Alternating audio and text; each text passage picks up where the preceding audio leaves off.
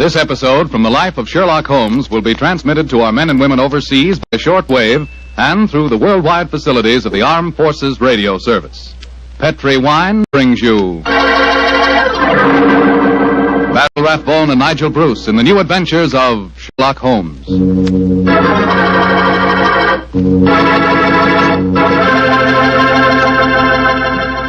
The Petri family, the family that took time to bring you good wine, invite you to listen to Dr. Watson tell us about an exciting adventure he shared with his old friend, that master detective Sherlock Holmes. And so while you're getting comfortable, I'd like to tell you about an old American custom.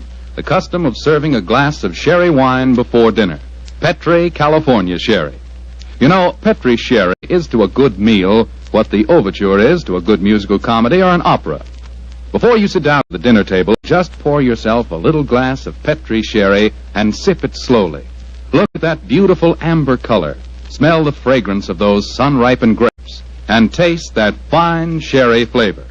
You'll agree with me, I'm sure, that Petri Sherry is the best beginning a good meal ever had. And say, if you happen to like your sherry dry, as I do, you'll really like Petri Pale Dry Sherry. Believe me, you can't go wrong with any wine that bears the name Petri, the proudest name in the history of American wines.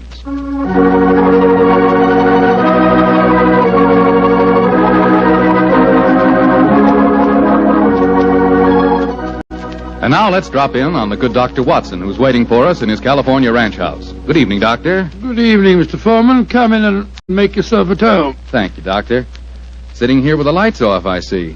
Have you been getting yourself in the mood for tonight's Sherlock Holmes story? No, my boy, I was watching the sunset. It's quite a beautiful tonight. Aye, Doctor, the sun set over an hour ago. Yes, I know that, young fellow, my lad. I know that. But at my age, a fellow's entitled to take a little snooze after dinner, isn't he? Of course he is, Doctor. And now that we've settled that, how about tonight's story? Well, a very beautiful girl figured prominently in this adventure, Mr. Foreman. Her name was Jasmine Lafleur. Huh? You say that again, Doctor, please? I know, my boy, but that was her stage name. When she was a magician's assistant, unfortunately, I never had the opportunity of seeing Jasmine Lafleur in the theater. But I'm told that she was a fascinating figure in tights and spangles. When Holmes and I first met her, however, she was dressed a little more conventionally. And her name was then Diana Vennering. Lady Vennering. Lady Vennering? Say, those tights and spangles really paid off, didn't they? Well, how did you and Sherlock Holmes come to meet up with her, Doctor? In rather spectacular style, Mr. Foreman. Miss Lafleur became something of a femme fatale in the early 1900s. First of all, she married Signor Rossoni, the magician for whom she was working. On the wedding night, he was mysteriously stabbed to death. A few months later, Madame Rossoni, very fetching in her widow's weeds, I'm sure, met Sir Wilfrid Vennering. And, after a whirlwind courtship, she married him. Don't tell me he got murdered, too. He did, Mr. Foreman. Also on the night of the wedding. But this time the police found a suspect. It was a certain Major Beckworth, cousin of the dead man, and an ardent suitor of the fair Diana. The trial at the Old Bailey was one of the most sensational I ever remember. Sherlock Holmes and I, in court on the closing day as a jury, were still considering their verdict.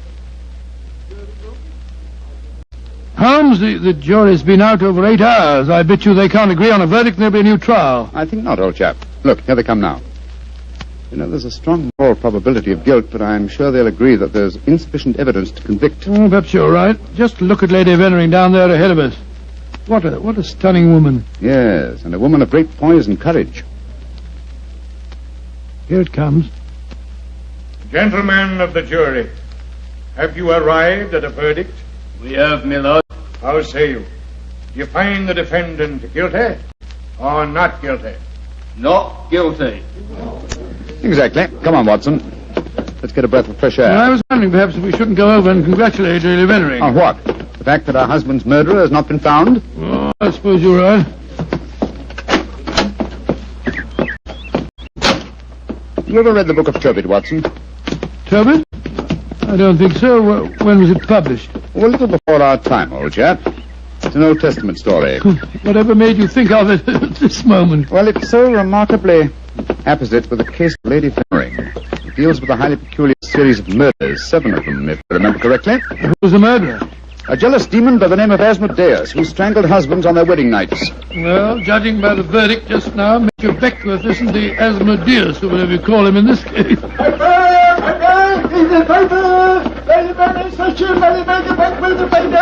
you are, boy. Here, give me a paper. Thank you, Governor. Thank you. Paper! Well, Holmes, what does it say? Oh, wait a minute. Here we are. Listen to this. Lady Veneering, widow of the murdered man, says that she will marry the suspect. Lady Veneering told newspaper reporters this afternoon that if Major Beckworth is acquitted, she will marry him before the year is out. From my soul, Holmes, there's a positive sparkle in your eye as you read about her. I must admit the lady fascinates me, old chap. I hope before she becomes involved in any further tragedies that we may have the opportunity of meeting her, and something tells me that we will.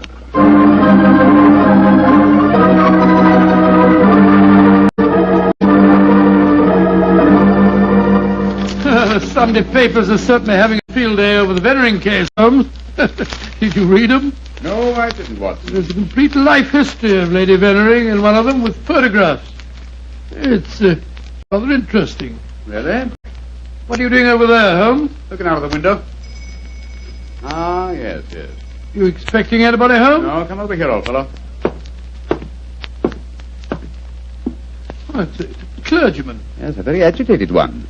Look at the way he's pacing up and down, and looking up at our window, too. By Jove, what eyes. Yes, there's a fanatical look about him, which suggests either the martyr at the stake or the inquisitor lighting the faggots. Mrs. Hudson's letting him in now. Well, I'll be interested to know what he's come to us about. I can hear footsteps on the stairs here. I'll go and have a look. How do you do, sir? Come along in, won't you? It's all right, thank you, Mrs. Hudson. You're Mr. Sherlock Holmes? I am, sir, and this is my colleague, Dr. Watson. My name is Whalen, the Reverend Arthur Whalen. How do you do, How sir? do you do, sir? Sit down, won't you, and tell me what I can do for you. Thank you. Mr. Holmes, this is a very difficult subject to broach. In fact, it's only after intense personal conflict that I've been able to force myself to come to you. May I ask you, are you familiar with the Book of Tobit? Book of Tobit? Gracious me. You were talking about that yesterday, Holmes. I see that you've come to consult me about the Veneering case. But that's amazing. How did you know? Has Lady Veneering been in touch with you? No, sir, but I'm familiar with the Book of Tobit. And Lady Venering's case closely resembles that of the woman Sarah in the Old Testament story. More closely than you realize, Mr. Holmes.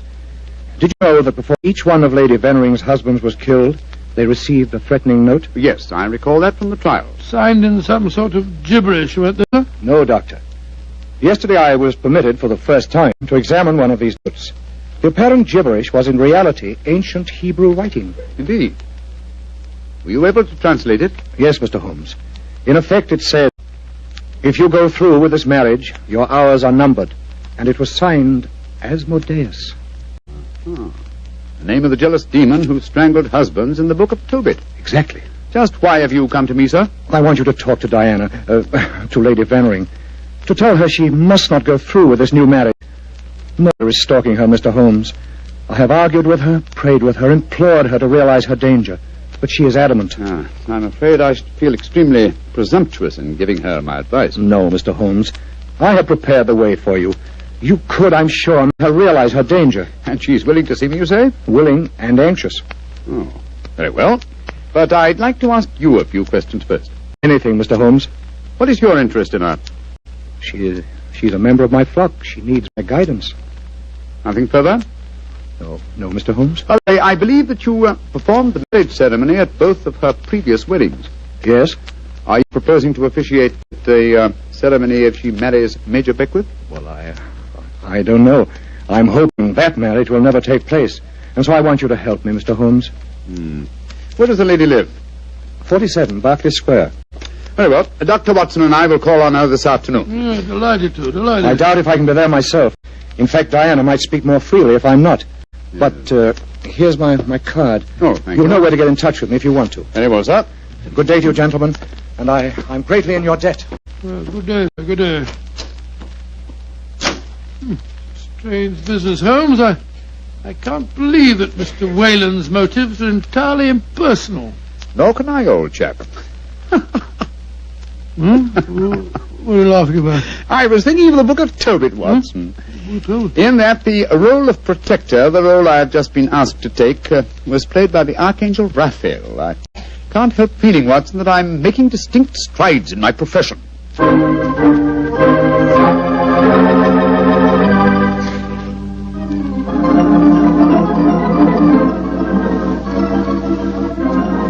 Mr. Sherlock Holmes, I'm so glad to meet you. How do you do, Lady Vennering? May I introduce my old friend, Dr. Watson? How are you, Dr. Watson? I'm awfully glad to meet you, Lady Vennering. Let's sit down, shall we? You're just in time for tea. Thank you. You know why we're here, of course. Oh, naturally. Mr. Whalen came round here as soon as he'd left you. You're to persuade me to look after my mortal affairs, while he takes care of my immortal ones. Isn't that it? Well, that's charmingly put, Lady Vennering. Charming. May I say, Mr. Holmes, that I'm flattered that a man of your eminence should be sufficiently interested to bother about me. You underestimate your own importance, Lady Vennering. Though I may mention that if your problem had been as simple as Mr. Whalen made it out to be, I might have been otherwise engaged.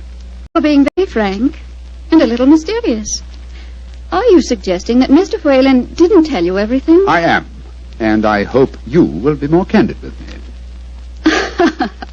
Sherlock Holmes, I like you. You're most refreshing. Milk and sugar in your tea? Just milk, thank you. Here you are. How about you, Dr. Watson? Oh, just the same way, please. Thank you, my dear. And now, Mr. Holmes, perhaps you'll tell me why you think that you haven't been told everything. Before I answer that, Lady Vennering, I wonder if I might ask you some questions. But of course. Anything. When your first husband, Signor Rossoni, was killed, did the police find any suspects? Yes, one. Ferdinand Gautier, a young man who had been an assistant in our Magician's Act.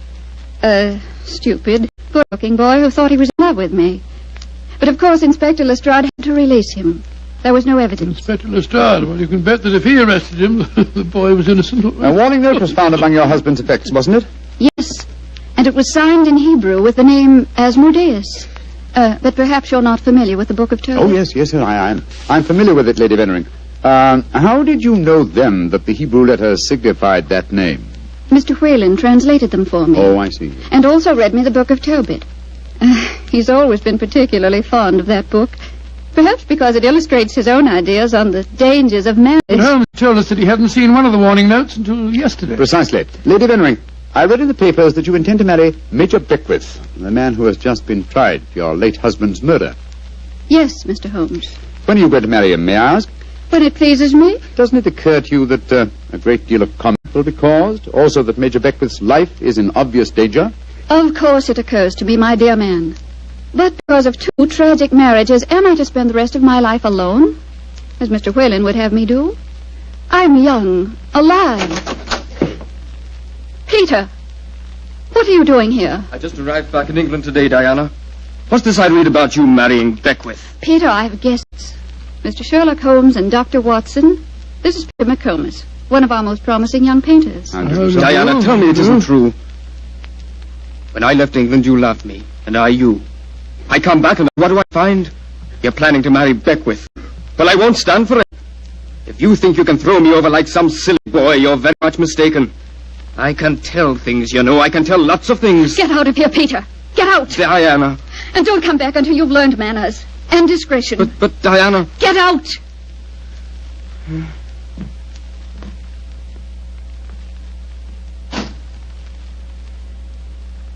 I'm sorry, gentlemen. Were there any more questions you wanted to ask me, Mr. Holmes? One, Lady Vennering. Where is your fiancé, Major Beckwith? He's upstairs.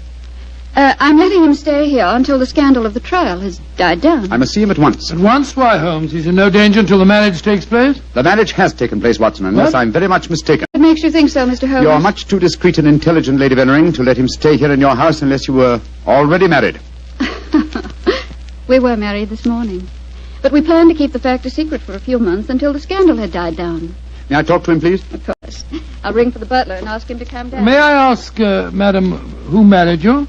The Reverend Arthur Whalen, of course. Oh, and all the time he talked to us today, he knew perfectly well that this marriage had taken place. He must have just come from it. I don't trust that man, Holmes. Oh, there you are, Hudson. I just rang for you. Will you ask Major Beckwith? Excuse me, lady. I was just on my way to telephone the police. The police? What do you mean? It's Major Beckwith, milady. He's been stabbed to death in his bath. Mr. Beckwith murdered, too. Hudson, I'll telephone the police. By now, I'm rather well acquainted with Inspector Lestrade. Excuse me, gentlemen. What a dreadful business, Holmes. A third husband murdered on his wedding day. But what a woman, Watson. She's superb, magnificent. What on earth do you mean, Holmes? What courage. What unconquerable spirit in the face of a fresh tragedy. Watson, she fascinates me. I haven't seen such a splendid female since we solved that case for the King of Bohemia.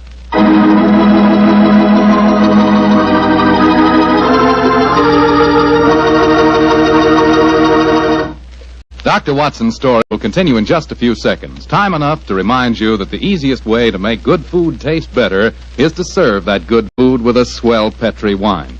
And there are two Petri wines in particular just made to go with food.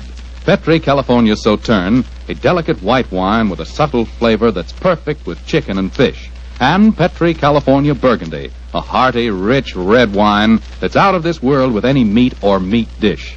So if you want to know just how good a cook you are, serve your good food with Petri wine made to go with it. A Petri Burgundy or a Petri Sauterne. Two swell Petri mealtime wines.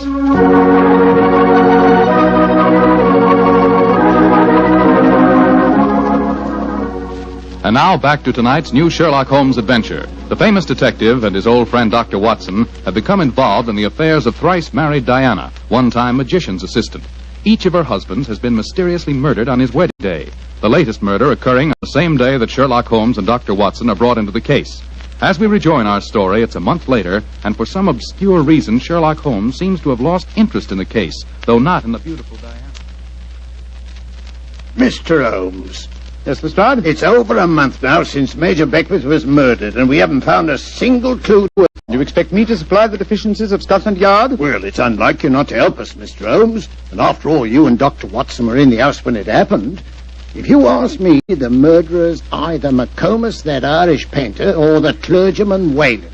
What do you think, sir? As far as I'm concerned, the case is closed, Lestrade, and I wish you'd stop bothering me. What do you think I am? Nothing but a detecting machine? Mr. Holmes, whatever's come over you? Holmes, you're not going out again this evening, are you? I'm afraid so, old chap. Well, this will be the fourth night in a row. I was hoping that we might have a nice, quiet evening in front of the fire. Oh, I'm sorry, Watson, but I promised to take Diana to the horse show at Olympia. I should be home by midnight.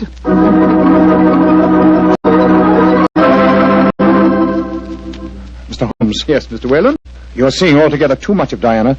She seems to be completely under your spell. But you introduced me to her in the first place, with the request that I keep an eye on her. I made a great mistake. As her spiritual protector, I'm afraid I must ask you to stop seeing her. I'm afraid I must ask you, sir, to mind your own business.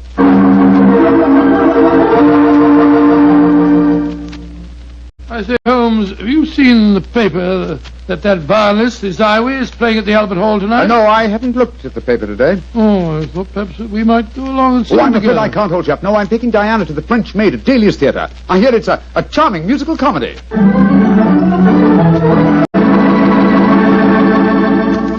Look here, Holmes. We've been friends for a good many years now. Very true, old fellow. And I think I'm entitled to speak to you straight from the shoulder. Of course you are, Watson. Very well, then. This Diana Beckwith. Oh. Yes, it's your own business, I suppose, but I can't bear to see her making such a fool of you. You've neglected your work entirely since you met her. You get about as though you're a young fellow 20. What's come over you, Holmes? Stop pacing about, old chap, will you, and sit down.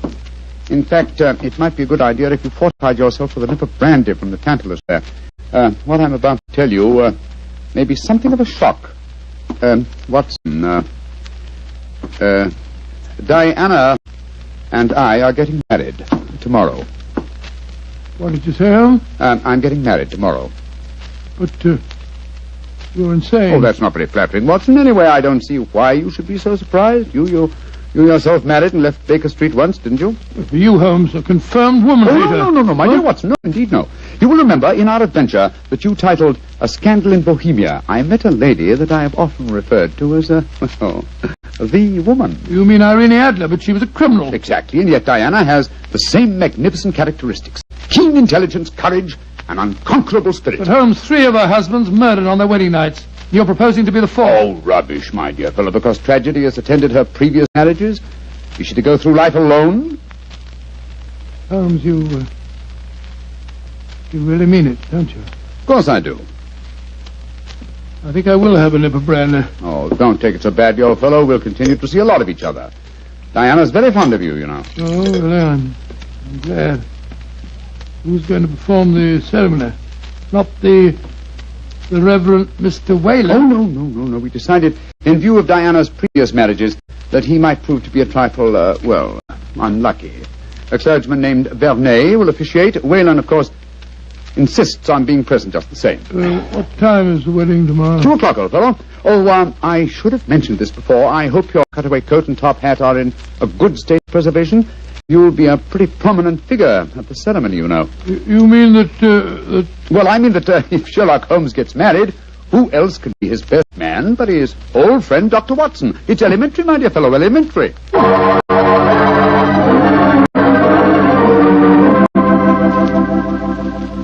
I now pronounce you man and wife, and those whom God hath joined together, let no man put asunder.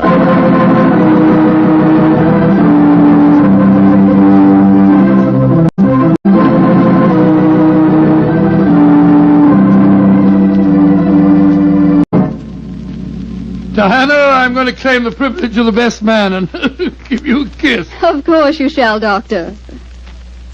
Joe Holmes, you're a devilish lucky fellow. Of course I am, old chap. Sherlock, I'm going upstairs to change my dress now. Very well, Diana. I'll be up shortly. I'll see you later, Dr. Watson. Very well, Mrs. Holmes. Holmes, I never thought I'd live to say that. Watson, old fellow, I'm worried. Worried today? Oh, my dear fellow, what's the matter? Well, just before the ceremony, I received one of those warning notes signed by Asmodeus. Oh, you better be careful, Holmes. I think I'll slip out and have a pipe or 2 on the matter. Yes. Look after my guests for me, will you? And keep your eyes open. And your ears. Yes, I will indeed. There you are, Mr. Whalen. Would you care for a glass of champagne or punch or something or other? Thank you, no, Doctor. I'm in no mood for celebration. I'm certain that Diana has made a shocking mistake. Really, sir, I don't think... I only came here in a last-minute attempt to dissuade her. Now that I've failed, I shall leave. Good day, sir. Bless your soul. Dr. Watson? Oh, hello, McComas. Where's Mr. Holmes? We'll be back in a few minutes. Would you care for a glass of champagne, sir? Well, thank you. I should like to drink a toast to the pair. I've been in love with Diana for years, you know, but she wouldn't marry me, and well, I suppose I might as well make the best of it. I must say your friend Sherlock Holmes seems like a splendid fellow. He is indeed, McComas. In fact, I may say... Excuse me, sir. All right, Holmes, I'm coming. Up here. What else the matter, Holmes? Follow me, lock the door behind you.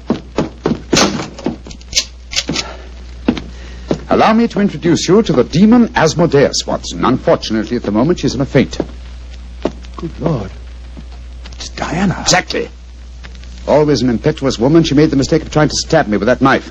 So I bent over to strap up a suitcase. She didn't allow for the wall mirror in which I was watching her. You mean you suspected her all along? Of course I did, old fellow. The problem was to find the proof. I first suspected her when I knew that she had been a magician's assistant. The key to the profession of magic is misdirection, and these murders have been a perfect example of misdirection motive. How do you mean, Holmes? Well, by creating Asmodeus, thanks to the well-meaning stories of the Reverend Mr. Whalen, whose theological libraries she must have copied the Hebrew signature, she focused the murders on jealousy, concealing the fact that the one person with a perfect motive was herself, the widow who was to inherit. Oh, why hasn't she been caught before? Because she was clever, devilishly clever.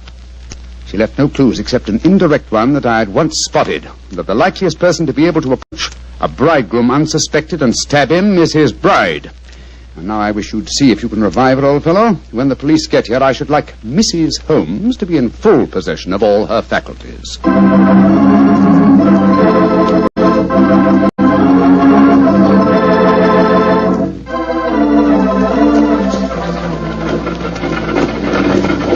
Well, Holmes, I must say I never expected to be driving back with you to Baker Street on your wedding day. I can't tell you how happy I feel. Dear old Watson, you really thought that I deserted you, didn't you? Oh, naturally, I wish you'd told me the truth. I couldn't tell anyone, not even you. If the faintest shadow of suspicion had entered our mind, I'd never have caught her. Well, it seems to me you paid a pretty high price, Holmes. You told me you made a will in her favor. Supposing something happens to you before her trial, she'd get the money, you know. Oh, the will? Oh, no, that was worthless. I told Diana that it was a holographic will and perfectly valid. Well, what on earth is a holographic... A will drawn up in one's own handwriting on a piece of perfectly plain paper. Such a document is quite legal, but I drew mine up on a paper with a letterhead. That made it invalid. Oh, I see, but the fact remains that you are married, Holmes. I really fooled you completely, didn't I, Watson? Didn't the name of the clergyman who married us suggest anything to you? The Reverend Vernet? No, and why not should it? Well, Vernet was a French painter of some note. He also happens to have been a great uncle of mine and, Mycroft's. You mean that your brother Mycroft was a clergyman? I mean that Mycroft was disguised as a clergyman. And a very convincing job he did, too. A more satisfactory clergyman than the Reverend Mr. Whalen, no doubt, whose possible complicity may compel him to answer some very awkward questions. Then you're not married. Well, upon my soul, Holmes, I don't know what to say. Then I suggest that you say nothing, my dear chap. Let's just sit back quietly, as two good friends can, and brood about the mutability of human affairs.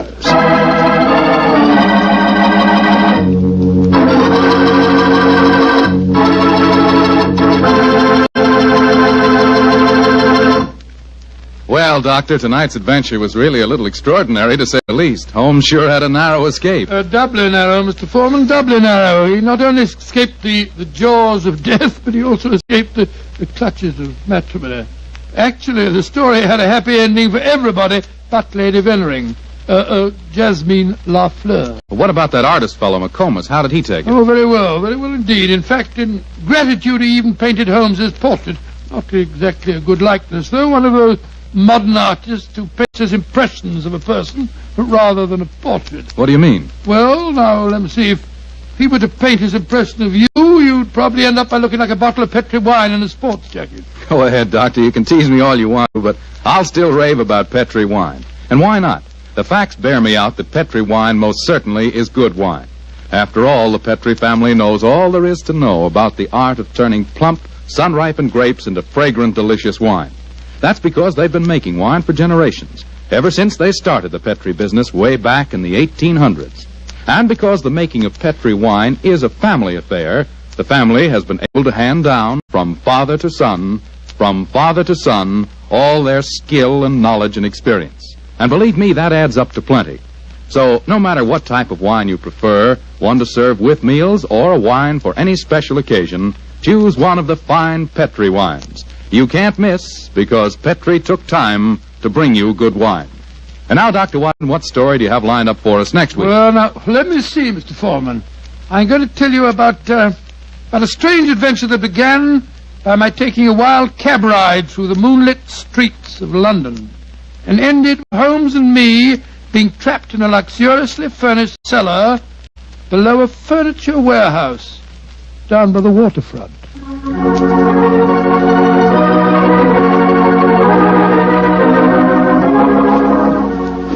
Tonight's Sherlock Holmes adventure is written by Dennis Green and Anthony Boucher and is based on an incident in the Sir Arthur Conan Doyle story, The Adventure of Shoscombe Old Place. Mr. Rathbone appears through the courtesy of Metro-Goldwyn-Mayer and Mr. Bruce through the courtesy of Universal Pictures, where they are now starring in the Sherlock Holmes series.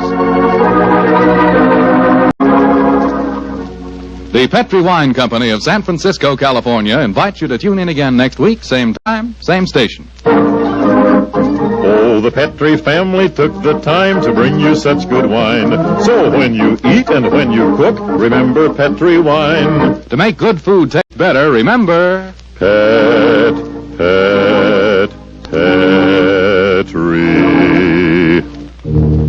wine. This is Bill Foreman saying goodnight for the Petri family. Sherlock Holmes comes to you from our Hollywood studios. This is the Mutual Broadcasting System.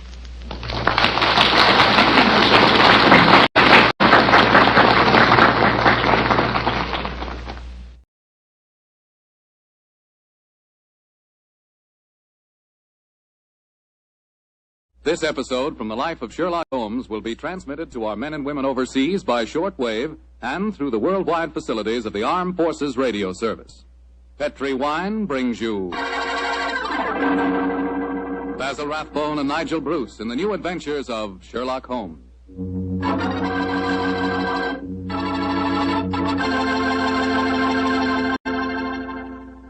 The Petri family, the family that took time to bring you good wine, invite you to listen to Dr. Watson tell about another exciting adventure he shared with that master detective, his old friend Sherlock Holmes.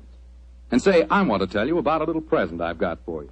A present, and it's free. It's a swell recipe calendar printed in full color, and it's good for 2 years, 1945 and 46.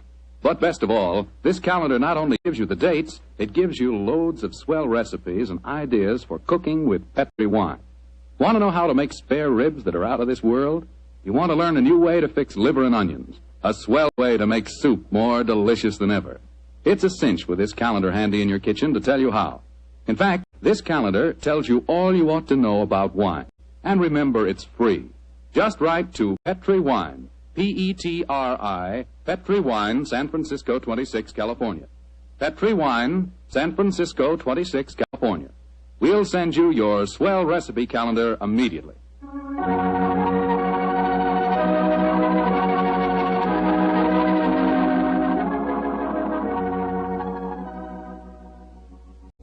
And now for our weekly visit with the genial Dr. Watson. Good evening, Doctor. Good evening, Mr. Foreman. Come in and settle yourself down. Thank you.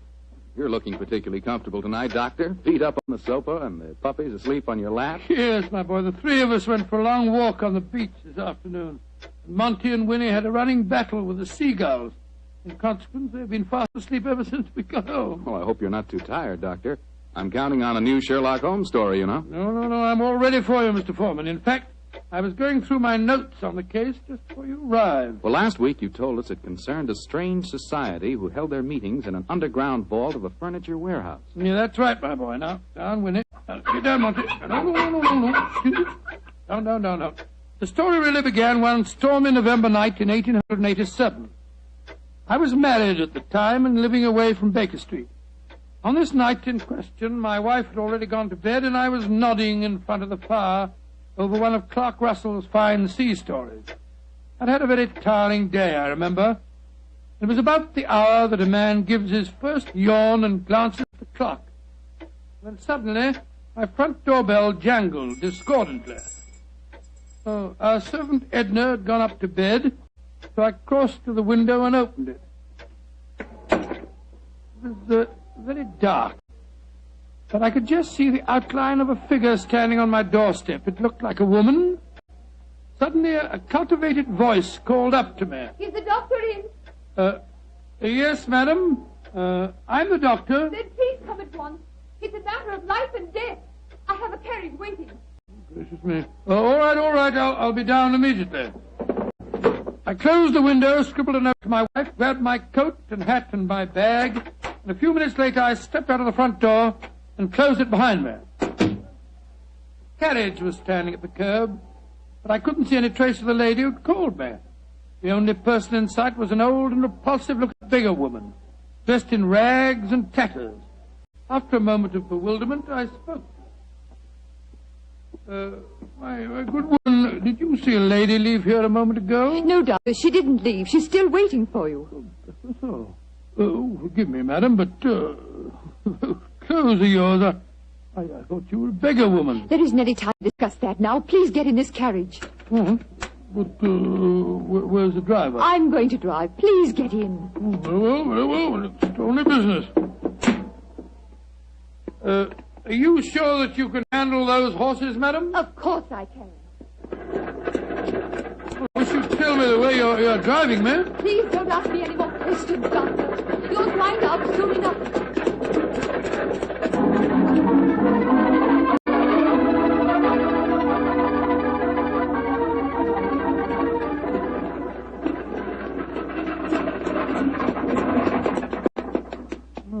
Thank heavens we've finally reached our destination. Must have driven halfway across London. Oh, hello. Must be somewhere down near the river. No dwelling places here. Nothing but enormous warehouses. Why have we stopped here, madam? Well, this is where we're going. Please follow me down these steps. I wish you'd tell me where you're taking me. We have a club here in the basement. You'll see for yourself in a moment. It's a very solid-looking door. How do you propose to get past it? I'll show you.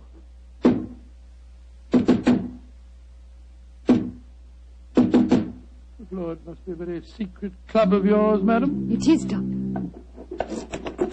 Who knocks? Number 7. Give the password. To the lanterns. You may enter.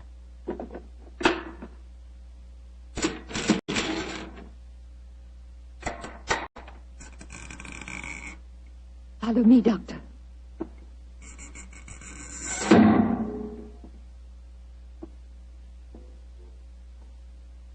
Madam, I do wish you'd tell me where you're taking me. This looks like the entrance to an opium den or a thieves' kitchen. Don't worry, Doctor. You're in no danger. There. Does that look like a thieves' kitchen? Great Scott, I don't believe my eyes. A luxuriously furnished room. What a strange collection of people. Some look like beggars, others in full evening dress. Amazing. Number 7. Who is this man? He's a doctor. I went to fetch him. I thought I said there were to be no strangers inside. Now look here, my good man. I've been extremely patient, but my temper's beginning to wear a little thin. Either let me see your patient at once or show me out. My time's valuable and I don't propose to waste it. I'm sorry, Doctor. Where is Julian? He's in the back room. And if you know what's good for you, Doctor, whatever you call yourself, you'll forget everything you see in here. Stop threatening me, sir. I'm not in the least interested in your blasted club. Just take me to the patient.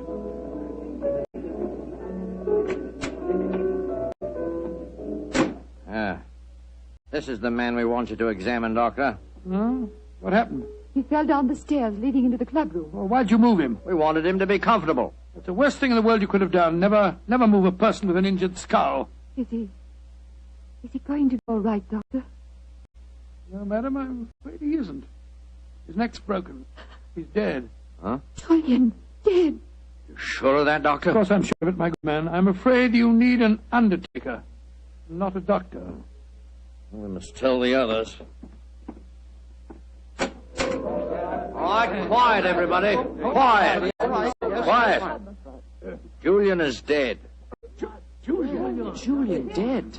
Oh, this is terrible. Who is this man? He's a doctor. Oh, better get him out of here at once. We don't want any strangers nosing about. That's right, though. Shouldn't have brought him here anyway. Now, just a minute. I assure you, ladies and gentlemen, I haven't the slightest desire to stay here one moment longer. If you'll direct me to the door again, madam, I'll try to find a cab myself in this godforsaken district and go home. Show him out and give him his money. Follow me, please. I'm delighted to. Do you mind if I don't drive you home, Doctor? Well, no, I should prefer it. My nerves aren't in the best of shape. You mustn't be angry with me, Doctor, please. Leaving again, number 7. No, but this gentleman is. Will you see if you can find a cab for him? Right. To whom shall I send in my bill, madam? Oh, here's a £5 note. That should cover your time and trouble, shouldn't it? No, it's far too much, madam. No, Doctor, it's late at night and it hasn't been a very pleasant case for you. Please take it. Oh, it's very kind of you, very generous indeed. But by the way, how did you happen to come to me in the first place? I was driving about looking for a doctor and a policeman directed me to your house. Oh, I see. I have found a cab for you. Thank you, my man, thank you. Oh, Doctor, may I come round in the morning for a death certificate? Of course. You remember my address? Yes, but I don't know your name. Watson. Dr. Watson. Dr. Watson? Not the Dr. Watson who's associated with Sherlock Holmes. Oh, right, madam, I'm flattered that you know of me. Good night, Doctor. And please forget about everything you've seen here tonight.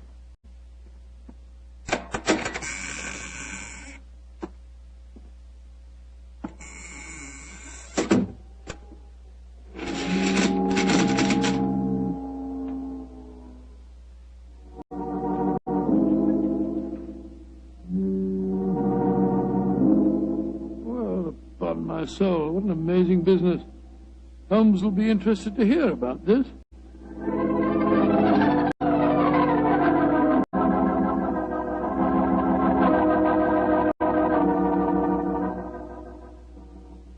And that's the way it was, Holmes. One of the most curious adventures I ever had without you. Very interesting, Watson. You say this underground cellar was luxuriously furnished. Yes, and the people there were an amazing mixture. Some were in rags and some in evening dress. Huh, like the nursery rhyme, eh? Some in rags and some in tags and some in velvet gowns. Exactly. In the feeling that I was taking part in a story out of the Arabian Nights. I must say, though, I was pretty angry at the time. However, after a good night's rest, I feel quite differently this morning. I thought I'd just drop round and tell you all about it. Glad you did, my dear fellow. It would be interesting to see if any repercussions of your strange adventure reach us. Oh, I doubt it. The woman seemed frightened to death when I mentioned your name. We shall see. Meanwhile, I'm expecting a client. You're not too busy. Perhaps you can stay. No, I'd like to very much. Who is it, you know? This telegram will tell you much more than I can. Arrived an hour ago. Let's have a look. Be at your lodgings this morning to discuss our problem. Signed AMS. Pretty high-handed message. Be at your lodgings. Oh, please. What do you suppose AMS stands for? I was just toying with that problem when you arrived. Would it be the American Medical School? No, there's no such body. It's the American Medical Association. Oh, yes. The imperious tone of the message inclines me to believe that the A stands for amateur. Very possibly. Amateur Maskers Society. Or the Amateur Murderers. That would be a nice thought, wouldn't it?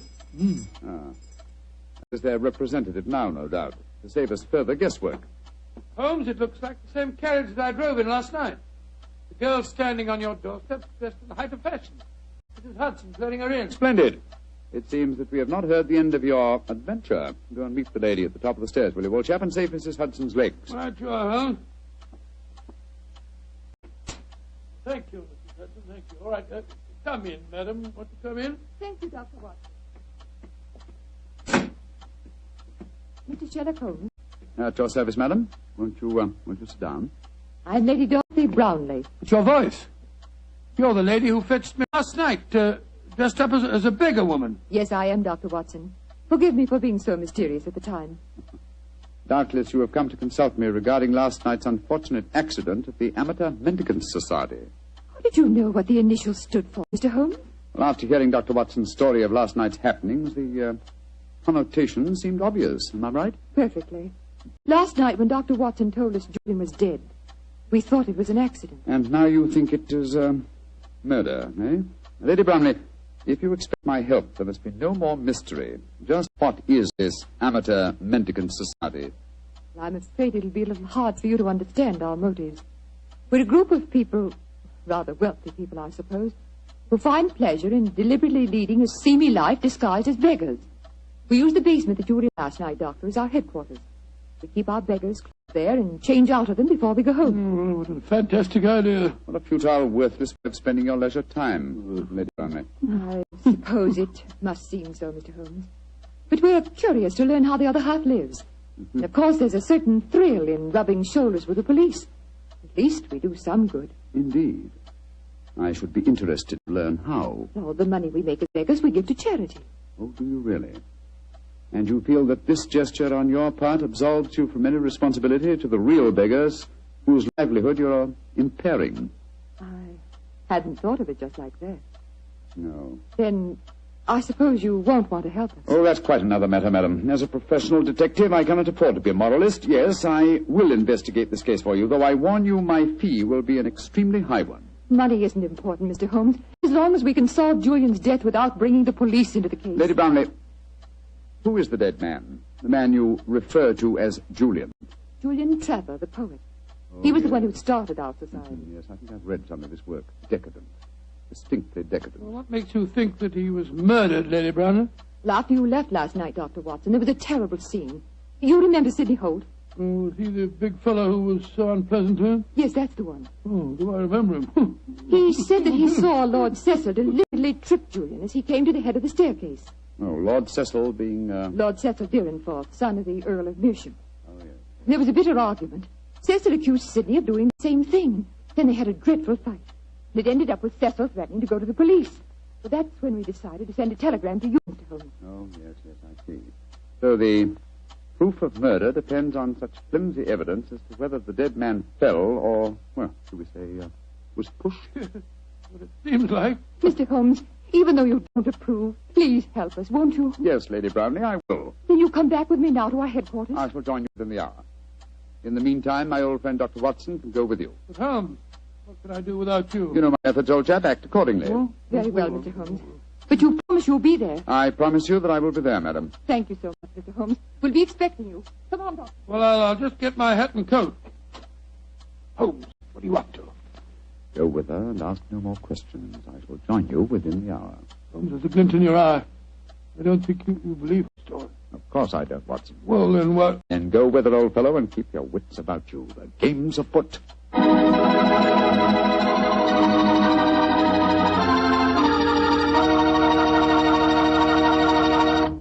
The story of the Amateur Mendicant Society will continue in just a few seconds.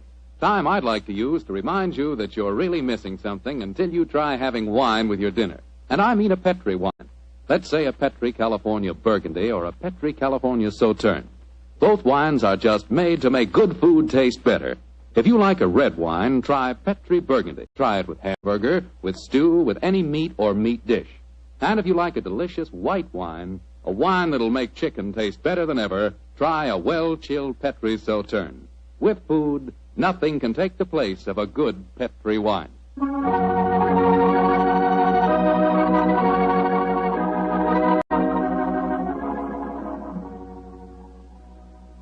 And now back to tonight's new Sherlock Holmes adventure.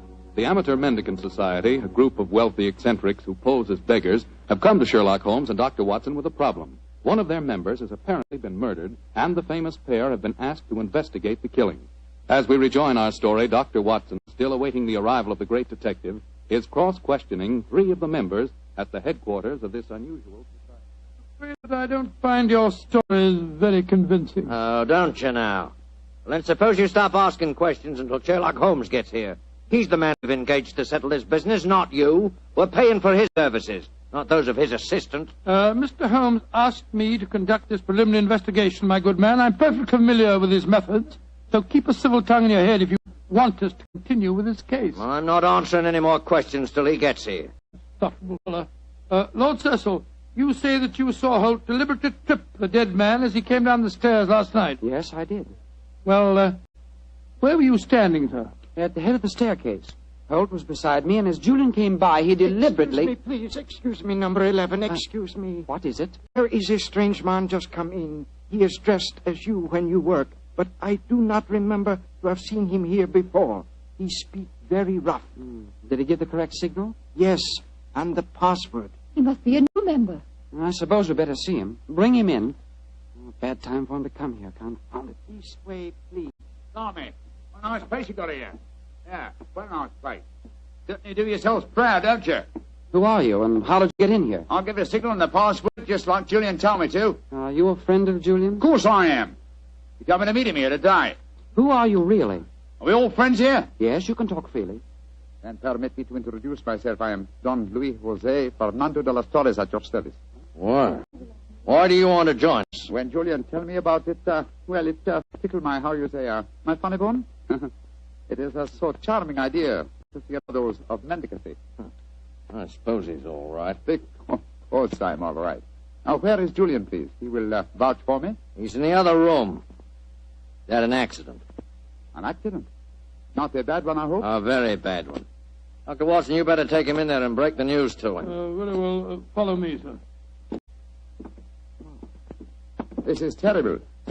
Please, tell me what happened, Doctor. I'm afraid you must prepare yourself for a shock, sir. Your friend is dead.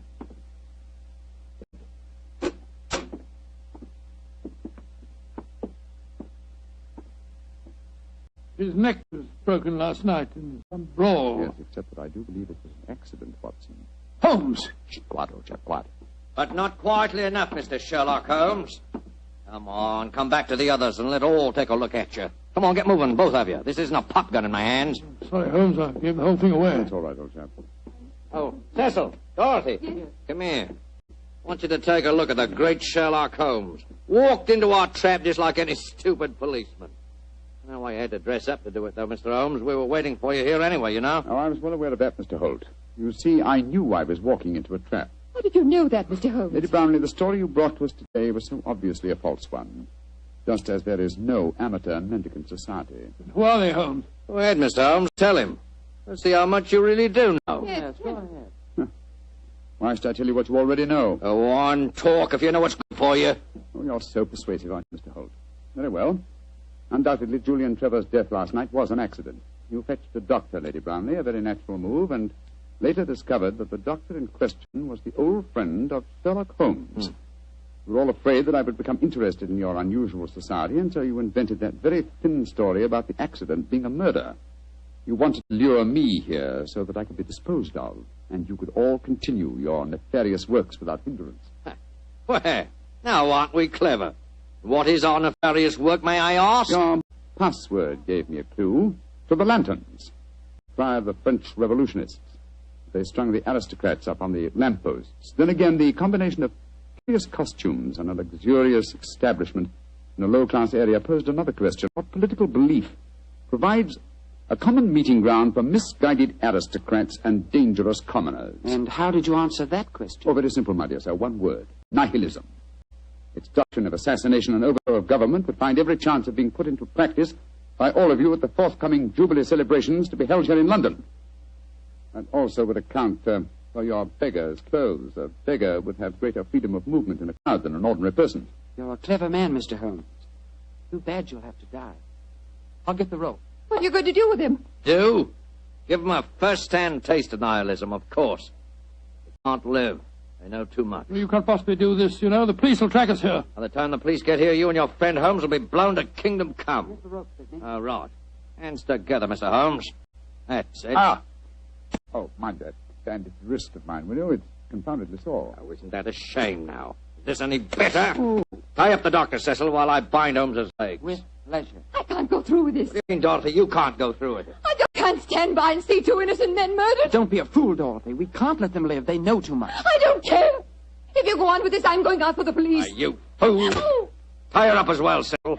leave me alone. Sit down there beside him. Go on. You're a devil, Sidney. Oh, shut up. Now, Mr. Holmes, I'm going to fetch a little invention. A little invention I'm sure you'll be interested in. Mr. Holmes, it's a pity you and your friend didn't learn to mind your own business. I'm afraid it's too late to teach an old dog new tricks. It's too late now, at any rate. Quite comfortable, Dr. Watson? Don't you speak to me, sir. You're a filthy traitor to your country. Rubbish. Here we are. Example of Mikhail Petrov's mechanical genius. This bomb will blow the entire building sky high, and the three of you with it. Now, I wind the time clock so, and we'll set the fuse to go off in 5 minutes. It'll give us plenty of time to get away. So.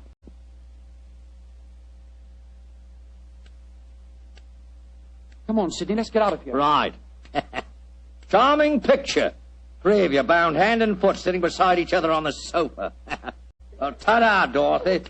Think of our cause during the 5 minutes. And as for you, Mr. Holmes, and your friend, good riddance to bad rubbish.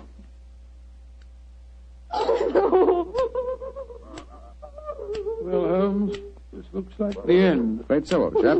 I blame myself. If I hadn't been so infernally noisy when I recognized you, we wouldn't be in this mess. Wasn't your fault, old fellow. I think they suspected me anyway. Well, I must say it seemed to me that you told them a great deal more than was necessary about your suspicions. Surely you could pretended ignorance. Oh, I suppose I could have done. I can't die yet. I'm not ready to Courage, die. Lady Brownlee, courage. And by the way, was I right in assuming that your associates are nihilists? Of course they are. They're planning to assassinate the Prime Minister during the Jubilee celebration. Prime Minister, great heavens, Holmes, we've got to get free. Assuming some miracle happened, we did get free and your former associates were arraigned in court. Would you testify against them? Oh, of course I would. But what chance is there of that? That devilish clock, why doesn't it stop If it bothers you that much, Lady Brownlee, I'll stop it for you. Holmes, your hands are free. Of course they are, my dear fellow. Bandaged wrist I mentioned just now concealed a razor-edged blade. I cut through the ropes almost before our friends had left the room. Then why did you keep us in suspense, Mr. Holmes? I wanted to be quite sure that you'd testify in the forthcoming trial, madam. There we are. That renders the bar harmless. Aha! And that means that the police have sprung the trap that I set for your associates, Lady Brownlee. It's lucky for you that you had a change of heart and prevented you from leaving us. Oh, Mr. Holmes, how can I ever thank you? Holmes, you had the place surrounded with police when you came in here. Of course I did, my dear fellow. Here, you can do your ropes. No wonder you were so calm. No wonder you told them so much. You wanted them to show their hands. Precisely, old fellow. They obliged me most satisfactorily. They attempted our triple murder.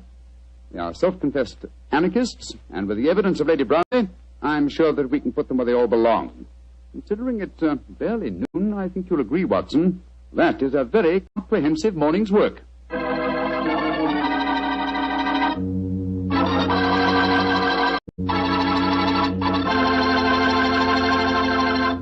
Doctor, tell the truth. Were you scared waiting for that time bomb to go off? Scared, my boy? I was so scared that to this day I can't stand being in the same room with a loud ticking clock. Each tick of the clock seems to speak to me. Seems to say, tick-tock, this is the end. Tick-tock, this is the end. The clock ever speak to you like that? Well, yes, Doctor. How did you know? Well, what's the clock say to you? Tick-tock. Petri took time to bring you good wine. Petri took time to bring you good wine. Gracious me, Mr. Foreman. You listen to your clock and I'll listen to mine. Gosh, Doctor, can I help it if I like to hear about Petri wine? After all, that Petri family really knows how to make good wine. And it's no wonder. They've been making wine ever since they started the Petri business generations ago, way back in the 1800s. And because the making of Petri wine is a family affair, well, they've been able to hand on down from father to son, the skill and experience of each preceding generation. So naturally, when it comes to turning luscious, sun-ripened grapes into fragrant, delicious wine, well, you just can't beat the Petri family, because Petri took time to bring you good wine. And say, don't forget to take time to send for your Petri recipe calendar. It's free. Just write to Petri Wine, P-E-T-R-I, Petri Wine, San Francisco 26, California. San Francisco 26, California. This offer is intended to apply only in those states and other localities where its acceptance is permissible by law and regulation. And now, Dr. Watson, what adventure are you planning to tell us next week? Well, next week, Mr. Foreman, I'm going to tell you a story of old Vienna. The Vienna of sparkling lights, beautiful women, and lilting music. And of an extraordinary murder that takes place to the accompaniment of a Mozart sonata. Boy, that sounds like a thriller. I'll see you for sure next week. Just a minute. Before I go, Mr. Foreman, I want to urge every registered nurse listening in to get all the facts about the Army Nurse Corps. The Army needs you, nurses, needs you desperately. They'll make you an officer at once and give you every chance to further your post-war careers.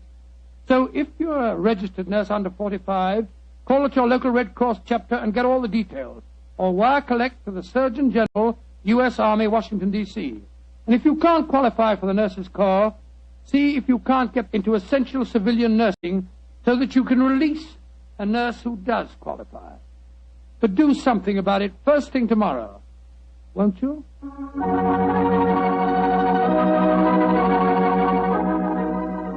Tonight's Sherlock Holmes adventure is written by Dennis Green and Anthony Boucher and is based on an incident in the Sir Arthur Conan Doyle story, The 5 Orange Pips. Mr. Rathbone appears through the courtesy of Metro-Goldwyn-Mayer and Mr. Bruce through the courtesy of Universal Pictures, where they are now starring in the Sherlock Holmes series. The Petri Wine Company of San Francisco, California, invites you to tune in again next week, same time, same station. Meanwhile, don't forget to take advantage of our offer of a free recipe calendar. Oh, the Petri family took the time to bring you such good wine. So when you eat and when you cook, remember Petri wine. To make good food taste better, remember... Petri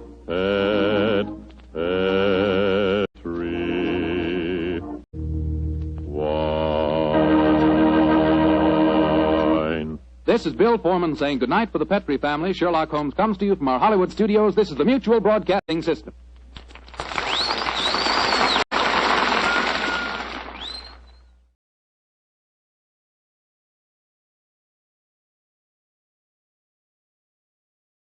This episode from the life of Sherlock Holmes will be transmitted to our men and women overseas by shortwave and through the worldwide facilities of the Armed Forces Radio Service. Petri Wine brings you Basil Rathbone and Nigel Bruce in the new adventures of Sherlock Holmes.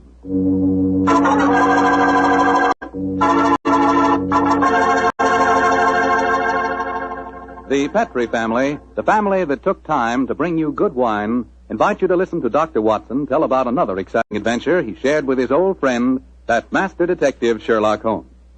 And say, I want to ask you if you've sent in for that little present we've got for you. You know, that swell recipe calendar. It's free, of course, and it's really something. It's a 2-year calendar for 1945 and 46, and it's beautifully done in full color. But the best part of it is that it's jammed with recipes and ideas for cooking with Petrie wine. Send for your free recipe calendar tonight. Just send your name and address to Petrie Wine, P-E-T-R-I, Petrie Wine, San Francisco 26, California. San Francisco 26, California. The requests for this swell calendar have been coming in so fast that you better hurry up and get yours before we get snowed under. Write tonight, and we'll send you your free recipe calendar at once.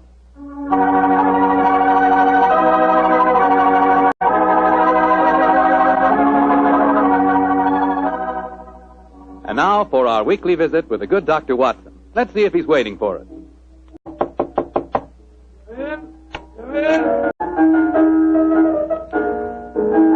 Good evening, Mr. Fogg. Oh, good evening, Doctor. Playing the phonograph, I see. Yes, my boy, and that particular melody has very potent memories for me. Here, I'll turn the thing on. You haven't come here to listen to a Mozart sonata. You want a story, don't you, young fellow, my lad? That's right, Doctor. Well, let's sit down. All right. That's better. Now I'll tell you what. Oh, thank you, Doctor. Began in Vienna in 1889, many, many years before the insane house painter named Schicklgruber had converted that gay city into a place of fear and oppression. And what were you and Sherlock Holmes doing there, Doctor? Just taking a trip? Mr. Foreman, in those early days of our association, we didn't have the time or the money for just taking trips. No, we were in Vienna because Holmes had been engaged in certain highly important investigations. We were staying in a charming little pension inhabited by students and musicians. And on the night the story began, we'd finished dinner and had returned to our room. I was busy making some notes on the investigation we'd just concluded, and Holmes was scraping away at his beloved violin.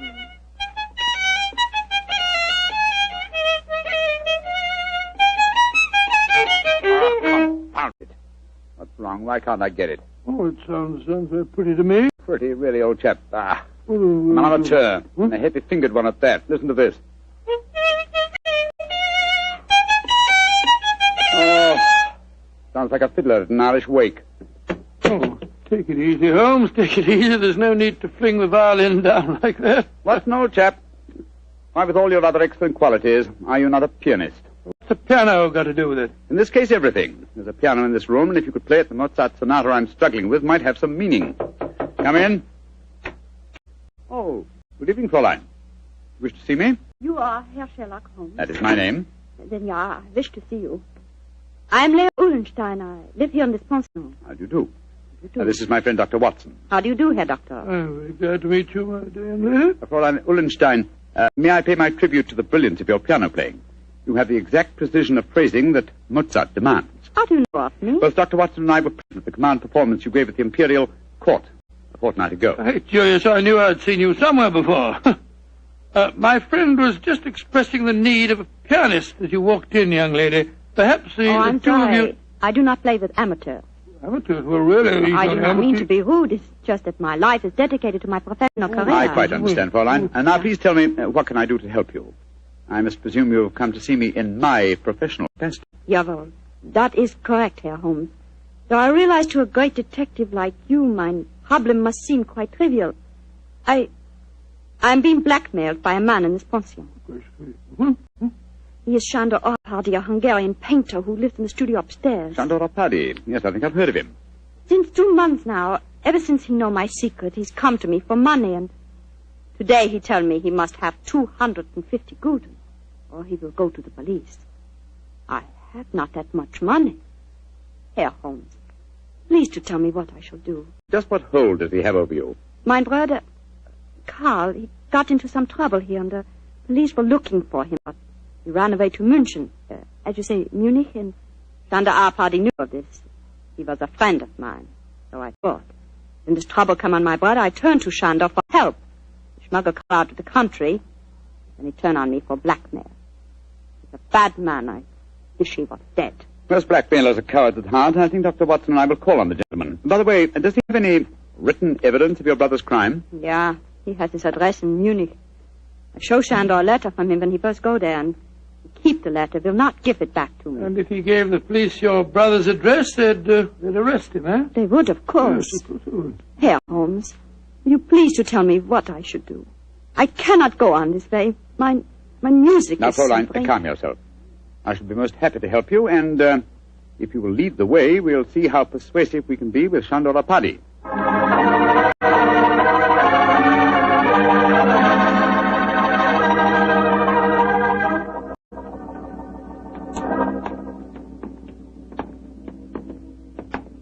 That is the studio, Herr Holmes, at the end of the corridor. I see. Now, remember, young lady, you'd better let me do most of the talking.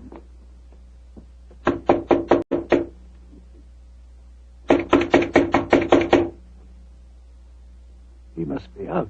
That is possible. Ah, locked. I think, bearing in mind our party's profession, we'll take the liberty of opening his door. That doesn't look a very complicated lock to me. Oh, I think this skeleton key will do the trick. It's very dangerous, Herr Holmes, if Shandor finds you doing... No. Don't worry about that, Fräulein. We're perfectly capable of taking care of ourselves. There we are.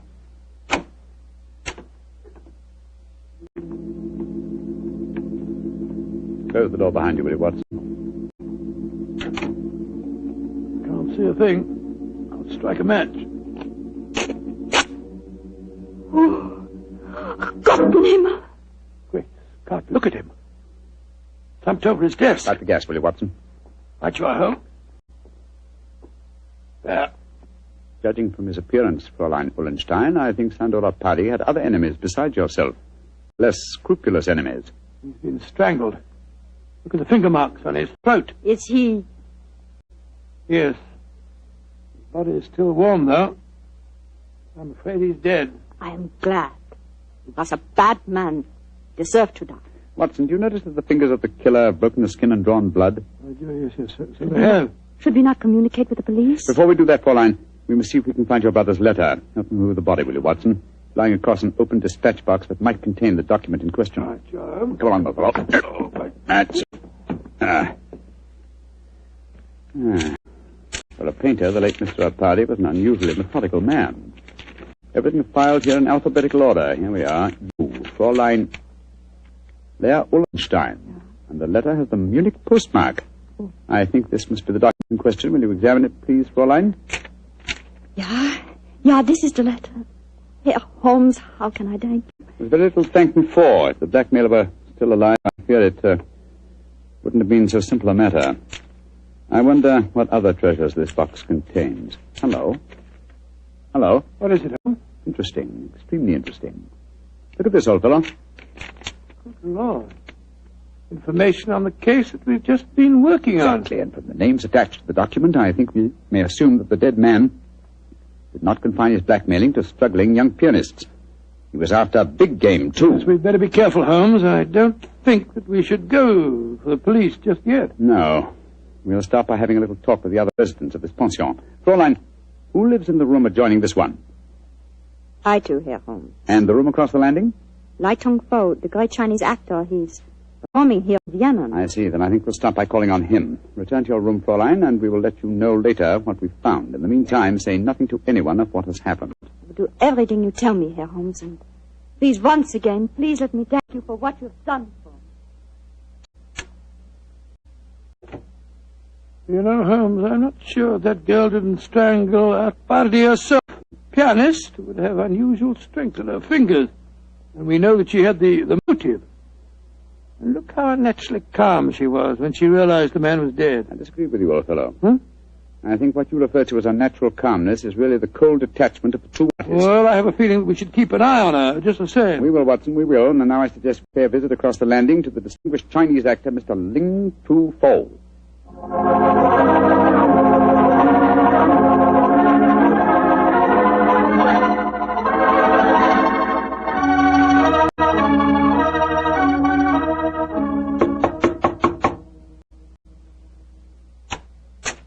Yes, please. You wish to see me? If you could spare us a moment, sir. But of course, gentlemen. Please to come in. My name is Sherlock Holmes. This is my colleague, Dr. Watson. How do you do, sir? How do you do? I am greatly flattered to meet you. You are not here to see me in your professional capacity, I hope, Mr. Holmes? Oh, no, not exactly. I just wanted to ask you a few questions. Please, to ask me anything. Do you know Chandora Paddy, the painter who lives across the hall? I know him by sight. We nod to each other on the stairs, nothing more. I see. Have you been in your room most of the evening, may I ask? But yes, I have been sitting here quietly for the past few hours, reading over the Annex of Confucius. No, Confucius. May I ask, sir, whether you've heard any unusual noises this evening? Sounds of a struggle or a cry from the direction of Sandor Pardi's room, for instance?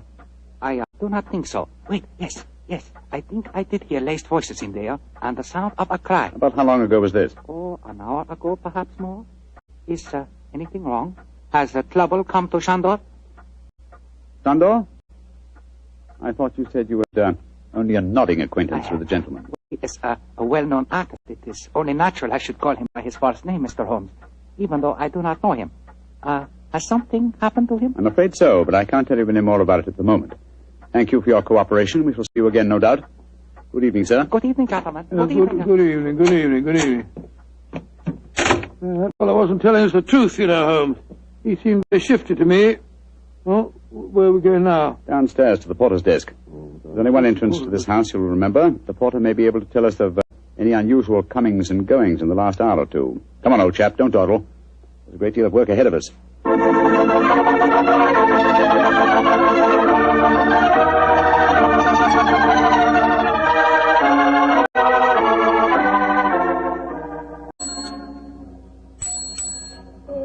Herr Holmes, what can I do for you? How long have you been on duty tonight? Since 5 o'clock. Did you notice what people have come in or gone out since then? No one has gone out. Ah, splendid. And who came in? Fräulein Ullenstein came in just after 6, and Herr Apperdy, the painter, came in a few minutes later. That is all. Who lives in the other ground floor apartments besides Dr. Watson and myself? There are only 2 other apartments. In the one to the right of the corridor lives Madame Janssen. She's a Swedish lady, a sculptor. And in the other? Signora Violetti, the Italian opera singer. Oh, thank you. Thank you very much. I'm much obliged to you. I'm happy to be of service, Herr Holmes. Where are we off to now? Back to our rooms? Oh, we'll call on Madame Violetti if she's at home.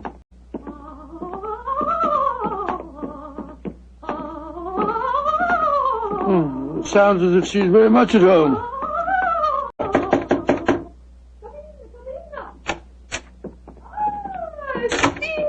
Sherlock Holmes, and he's a friend have come to see me. Bravo! Bravissimo! I have so much wish to make your acquaintance. Sit down. No, I'm afraid we can only stay for a moment, madam. My friend wanted to ask you a few questions. Yes, Signora. I just wanted to know... I know your questions. Oh. You play the violin. I have heard you. Yes. You want to know whether the great Valeria will allow you to accompany her in a magnificent soprano aria allo so from Mozart's Il Flauto Magico. You let this answer to your question is si. Yes, madam. Forgive me, Signora, but if you don't mind. But that was not one of my questions. It was not? But I will sting it with just the same. You flatter me, but at the moment there are other things on my mind. Signora Violetti, do you know Chandora Paddy? By his side. That is all. He make eyes at me, but I no pay attention. I do not like Hungarians. You haven't seen him this evening? No. I've been alone, reviewing the score at La Traviata. Yes.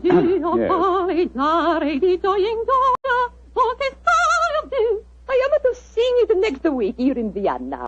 I hope you'll both be present. It would be a great treat for you. I'm sure it would be, Signora. Now, if you'll excuse us. Oh, it is sad you must go so soon. But come and see me again, and I will sing for you both before you leave Vienna. Great Scott, what a ghastly woman. She's not your murderess, I'm sure. And now I suppose we'll have to question this sculptress woman. And then we'll talk to everyone in the house. No, I think before we visit her, we'll examine the dead man's room a little more closely. That black tin dispatch box may hold the key to this mystery.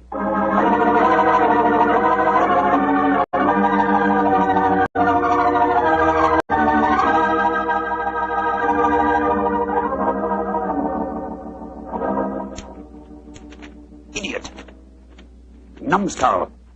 Why didn't I go through these papers thoroughly at first? They certainly tell an interesting story. Our party had obviously been blackmailing Madame Janssen, the sculptor. Yes, and also our friend, the Chinese actor, Lai Tung-fo. Then Lai Tung-fo was lying when he said that he didn't know our party. Obviously. By George, 3 of the 4 people living in this house in his power. Hello. What's the matter? What have you found? Footprints in the cigar ash on the carpet. Prints of a small foot. Leading us to this closet. Somebody must have been hiding in there. Yes, possibly. Uh-huh. Take a look at these, Watson. Strands of hair. Long black hair. Where were they? On a hook in the cupboard. Someone bracing themselves back so as to be out of sight could easily leave such evidence. I've got it, Holmes. I've got it. The long black hair, the long nails that caused the peculiar marks upon his throat, and the small footprint. It was a woman. But which one? Fräulein Ullenstein and Signora Violetti both have blonde hair, remember? And it must be that sculptress woman. Not necessarily. Who else, not a woman, might have small feet, long nails, and long black hair? By Jove, the Chinese actress. Wesley, come on.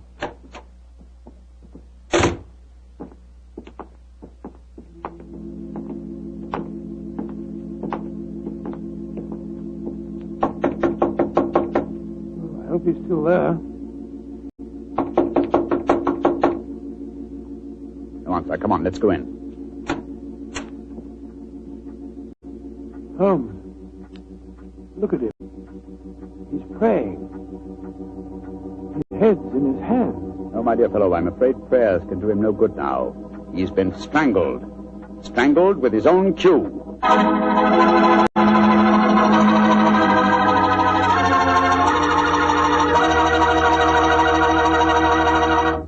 Dr. Watson's story will continue in just a second. So I'm going to take that second for a fast question. I know you've probably tasted port wine, but have you ever tasted Petri California port? Have you? Because if you haven't tried Petri port, well, you can just tell yourself right now you don't know how good a port can be. Petri port is rich, red, and hearty. But what you want to know is, how does it taste? The answer to that is short and sweet. The taste is terrific. And say, Petri California Muscatel is on the terrific side, too. Petri Muscatel has the flavor and fragrance of real, juicy Muscat grape. Both wines are perfect after dinner or any time you're sitting around talking with your friends. Try them. They're great. They've got to be, because they're Petri.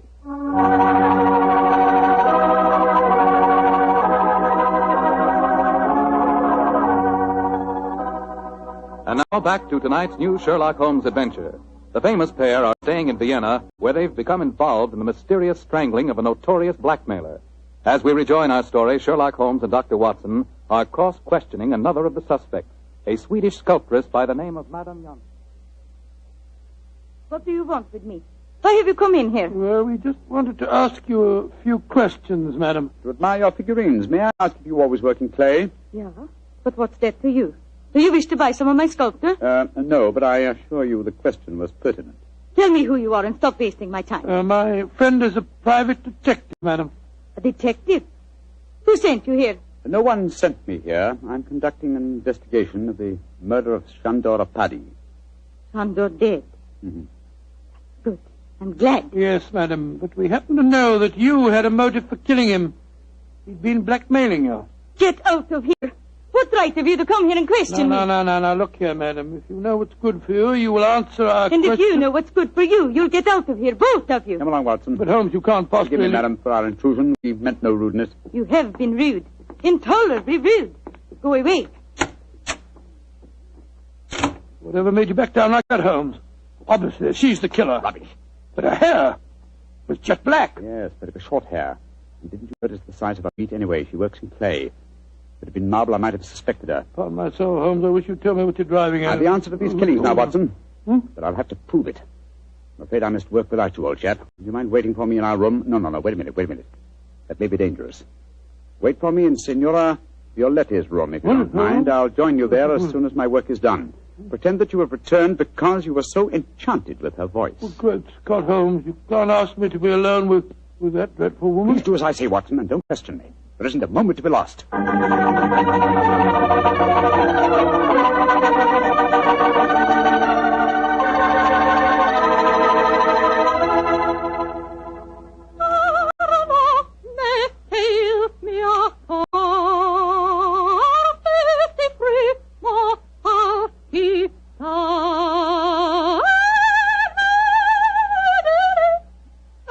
You know that aria, my dear doctor. No, madam, I'm afraid I don't. You've not heard about great Giuseppe Verdi? Oh, yes, I heard of him, of course, but I can't identify his work. That was from a Rigoletto, you silly man. Rigoletto? Come, tell me your favorite composer. I will sing a song of his just for you. I will turn the gaslight down. No, don't do that. Turn the gaslight down. That will be so much more romantic. Oh, Now, who is your favorite composer? Oh, I don't know if I have any favorite. What's his name? Wagner's very fine, you know. Oh, Wagner is a heavy like most German composers. But the Violatti can master him. Oh, Lord, here she goes again.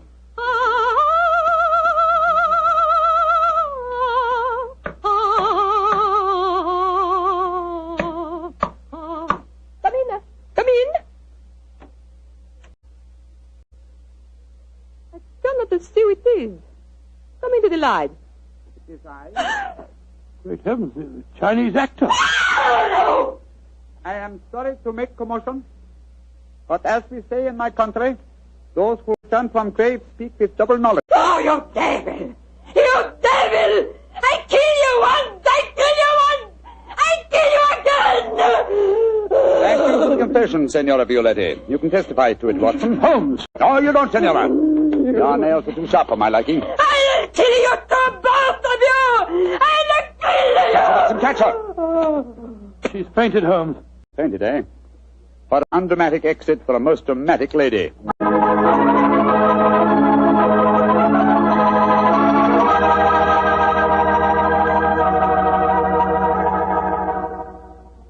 Well, Holmes, now that you've turned Signora Violetti over to the police, perhaps you'd tell me what made you certain that she was the murderess. It was obvious from the beginning that Atari was strangled by someone with long fingernails. When Lai Tung Fo was killed, it ruled him out. Then who was the woman with a motive and long nails? Best of all, no. Elementary, my dear fellow. Was the woman Fräulein Ullenstein? No. Being a concert pianist, her nails were naturally short. The sculptress who worked in clay? Again, no. That would make it impossible for her to mold her delicate figurines. Therefore, Signora Violetti, by the process of elimination, was the only woman with long nails. But why did she strangle the Chinese actor, too? Undoubtedly, he witnessed the first killing. The long black hairs in the closet were from his cue. I presume that later he threatened Signora Violetti, and so he himself was strangled. I still don't understand why she strangled our party in the first place. Mr. Watson, I think you'll find that he's been blackmailing her, too. Remember, he had documents incriminating everyone in the house except her. I think we may assume she killed him and then removed her own papers from the dispatch box. But I'd no proof, and so, well, I had to frighten her into confession. So that's why you disguised yourself as Lai Tung Fu. Yes, I borrowed the robes from his room. It was lucky that the lights were low as I entered. Yes. And it's also fortunate that to the average European, all Chinese look alike. Come in. Ah, Fräulein Ullenstein. We're coming in to see you in a few minutes. I've been waiting so anxiously.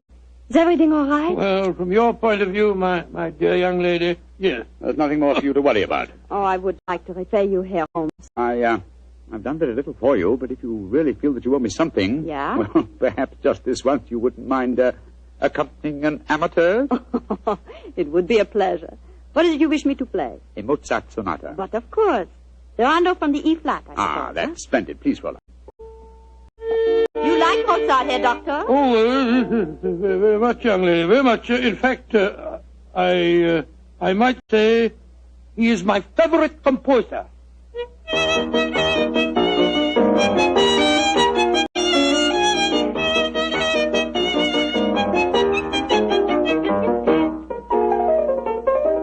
Charming. Perfectly charming. I only wish that all our adventures could end so melodiously.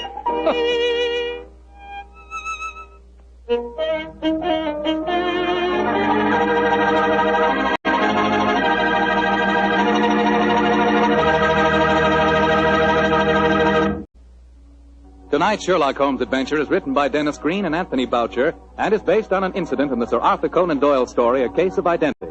Mr. Rathbone appears for the courtesy of Metro-Goldwyn-Mayer and Mr. Bruce for the courtesy of Universal Pictures, where they are now starring in the Sherlock Holmes series. This is Bill Foreman saying goodnight for the Petrie family. This is the Mutual Broadcasting System.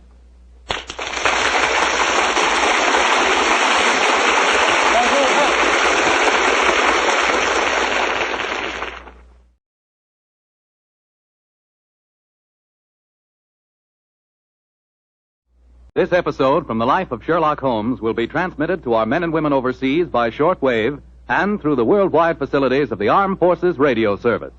Petri Wine brings you Basil Rathbone and Nigel Bruce in the new adventures of Sherlock Holmes.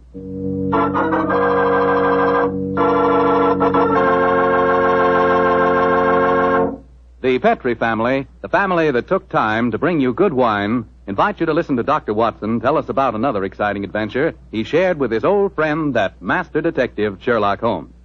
Say, and I've got a little something to tell you myself. I want to tell you that if you haven't sent in for your free recipe calendar, I think we've still got enough on hand to take care of you if you hurry. The requests have been pouring in like mad, literally by the thousands. No wonder. It's really a terrific offer.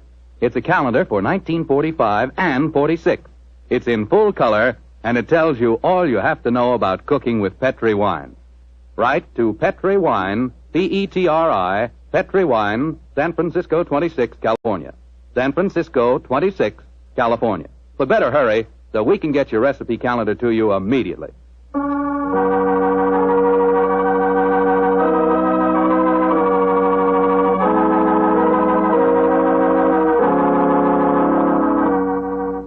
And now let's drop in on our good friend, Dr. Watson. Good evening, Doctor. Good evening, Mr. Foreman. Where are the puppies tonight? Well, I found them playing with a dead seagull, so they've been sent up to bed in disgrace. Well, you certainly look comfortable yourself, Doctor.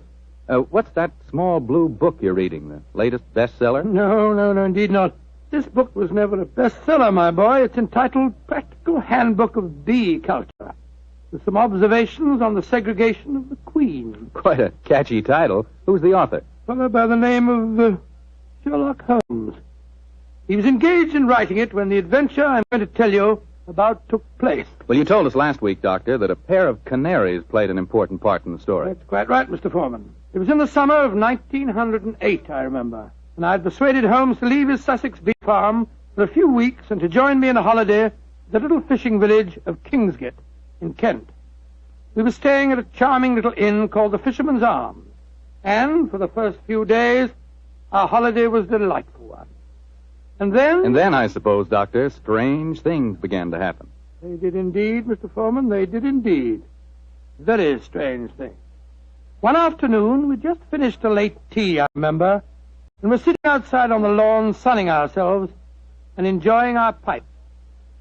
Holmes lay back with his long, thin fingers clasped behind his head, gazing thoughtfully at the multicolored fishing boats bobbing at anchor in the harbor. After a moment or two, he spoke to me. Watson, you're really a splendid companion.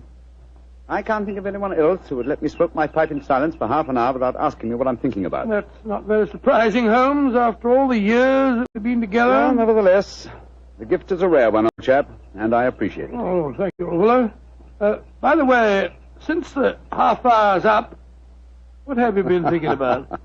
The lack of enterprise of a modern criminal. Audacity and romance seem to have passed forever from the criminal world. Read this note I received this morning, old fellow. See for yourself how low I have sunk. All right, have a look. Mr. Holmes, I am staying in the same inn as yourself, and as I have had a very frightening experience this week, I thought perhaps you would help me. Please do. It's signed Mary Victor. An exciting document, isn't it? Written on lavender notepaper, reeking of perfume, and the handwriting is obviously that of an adolescent girl. You haven't bothered to answer it, of course. Oh, yes, I have. I sent a message back by our good landlord that I would be glad to see her. Why, Holmes? You came down here to complete your handbook on bee farming. Oh. Confound it. Those two wretched canaries are getting their sunbath on the windowsill above us. Oh, I think it's rather jolly to hear those fellows chirping away up there. Oh, I find the sound most distracting. Let's go inside. You know, Holmes, those birds are owned by a charming couple, a Mr. and Mrs. Wainwright. I was chatting with them on the stairs this morning. I'm afraid their charm will escape me as long as their pets continue to tweet in that irritating manner. You've spoken of the peace and quiet of the country inn, Watson, and yet I find that... Come in. Ah, Miss Mary Victor, I presume. Yes, Mr. Holmes. Please come in and close the door, won't you? Thank you. This is my old friend, Dr. Watson. You may speak quite freely in front of him. How do you do, Inspector? How do you do, Doctor? Now, sit down, young lady, and tell me what's troubling you. Mr. Holmes, I came down here from London to get away from someone. but I've been followed. I've been afraid to leave the inn. Until last night I felt I couldn't stand being cooped up any longer. So I went for a walk on the seashore. Someone followed me, Mr. Holmes. I ran back here as fast as I could. But now he knows where I live. And I'm frightened. Please help me. My dear Miss Victor, I'm afraid you must be much more specific before I can help you. Who has followed you down here, and why are you afraid of him? I'll tell you the whole story. It'll sound strange to you, but I swear it. Oh, there he is again, down by the gate. I'm going to my room. Now. Don't you be frightened, Miss Victor. I'm sure we'll be able... Oh, that's all. Extraordinary thing. I don't see anyone outside who might frighten her. There are 2 or 3 fishermen loitering about. Wait a minute. Here's a young fellow walking up the path. Come on, Watson. Out through the French windows again. Oh, gracious me. Here we go again. I think we'll take the liberty of accosting him. Excuse me, sir. Yes? Are you looking for Miss Mary Victor? Is she young and pretty? Yes, sir. She is. Extremely so. Then I'm looking for her. Where can I find her? I can see you're being facetious, sir. Well, there's no harm in that, is there? By the way, who are you gentlemen, may I ask? My name is Holmes, and this is my friend Dr. Watson. I'm Basil Carter. You're not Sherlock Holmes, are you? That is my name. I thought you seemed familiar. I know your brother, Mycroft. Oh, indeed. Then I presume you're connected with the Foreign Office. Yes, I'm in the consular service. Are you staying at the inn, young man? For a few days. It's funny that I should run into the great Sherlock Holmes. Why, may I ask? I was planning a murder. Oh, really? But with you gentlemen here, I see that I shall have to be very discreet. Who is your intended victim, may I inquire? There are 2 of them. The 2 canaries in the room next to mine. Oh, canaries. For a moment I thought that you were really serious. But I am serious. The wretched creatures have been driving me mad. Yes, I quite sympathize with you, sir. I've been thinking of committing a slight case of mayhem on them myself. We can take one apiece, Mr. Holmes. Well, I'm glad to have met you both. I'll probably see you again. Goodbye. Goodbye, sir, goodbye. I don't like that fellow, Holmes. If you ask me, he's the man who's been frightening the poor girl that came to us. He had a peculiar look on his face when you asked him if he was looking for Mary Victor. Well, there's only one person who can settle the question, and that's the young lady herself. Come on, old fellow. Let's go back indoors. Shh. Here comes Wainwright, the owner of the Canaries. Good evening, Mr. Wainwright. Good evening, gentlemen. This is my friend, Mr. Sherlock Holmes. I am honored to meet you, sir. How do you do, Mr. Wainwright? Beautiful evening, isn't it? I just took a stroll down to the store to get some more birdseed. By the way, Mr. Holmes, I hope our canaries don't bother you. Little fellows are such a comfort to my wife and me. Oh, no, not at all, sir. I find their chirruping very soothing. Oh, I'm so glad. Good night, gentlemen. Good night, sir. Good night, Mr. Wilson. Not Wilson, Mr. Holmes. Wainwright. Oh, I beg your pardon. I'm so sorry. I thought you said Wilson. Good night. Well, not like you to mix up names, Holmes. I didn't mix them up, old fellow. I never forget a face. Mr. Wainwright is in reality Wilson, the notorious canary trainer, whom I had the pleasure of sending to prison for a 7-year stretch in '95. Some years later, he made one of the most spectacular escapes from prison in the history of crime, and has since managed to evade all efforts to recapture him. Great Scott, he seems such a sweet old fellow. Well, possibly he's reformed, but I doubt it. Our stage is set for an intriguing problem, old chap, and our cast is an interesting one. A frightened young girl, a diplomat of uncertain integrity, and a noted criminal. Watson, I have a feeling that once again the game's afoot.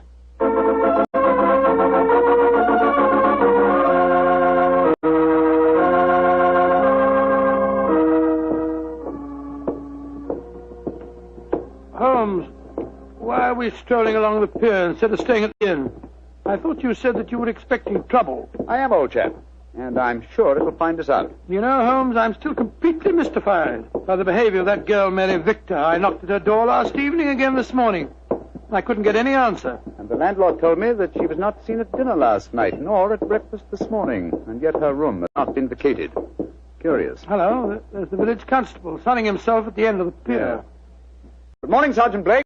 Mr. Holmes, Dr. Watson. How are you, gentlemen? Yes, thank you, Sergeant, and very appreciative of the weather that you've provided for us. Oh, think nothing of it, sir. We always arrange that for our really distinguished visitors. By the way, Mr. Holmes, I was reading one of your friend's stories about you last night. The one called The Adventure of Mysteria Lodge. That was, Wisteria Lodge, you foolish fellow. Well, maybe it was. Anyway, I was reading it aloud to me old woman. And if you don't mind my saying so, Mr. Holmes, we both thought you made a bad mistake. Oh, really? Though, of course, you come out all right in the end. Dear me, Sergeant, I stand reproved. Excuse me, Sergeant. Holmes, look. Look at that figure standing by itself right at the end of the pier. Mm-hmm.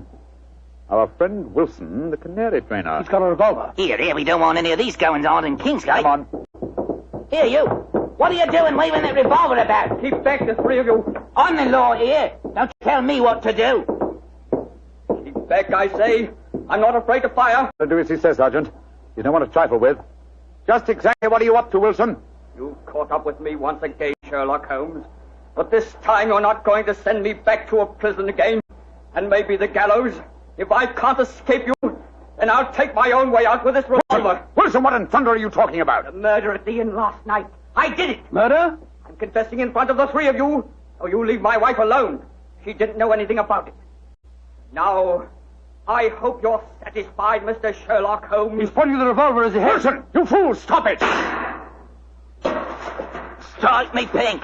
He done it. Over the pier and into the sea. Get help, Sergeant. It's possible he isn't dead. Right, sir. Come on, Watson. Going back to the inn, I suppose. Of course we are. We've just heard a murder confession, but we don't know who has been murdered.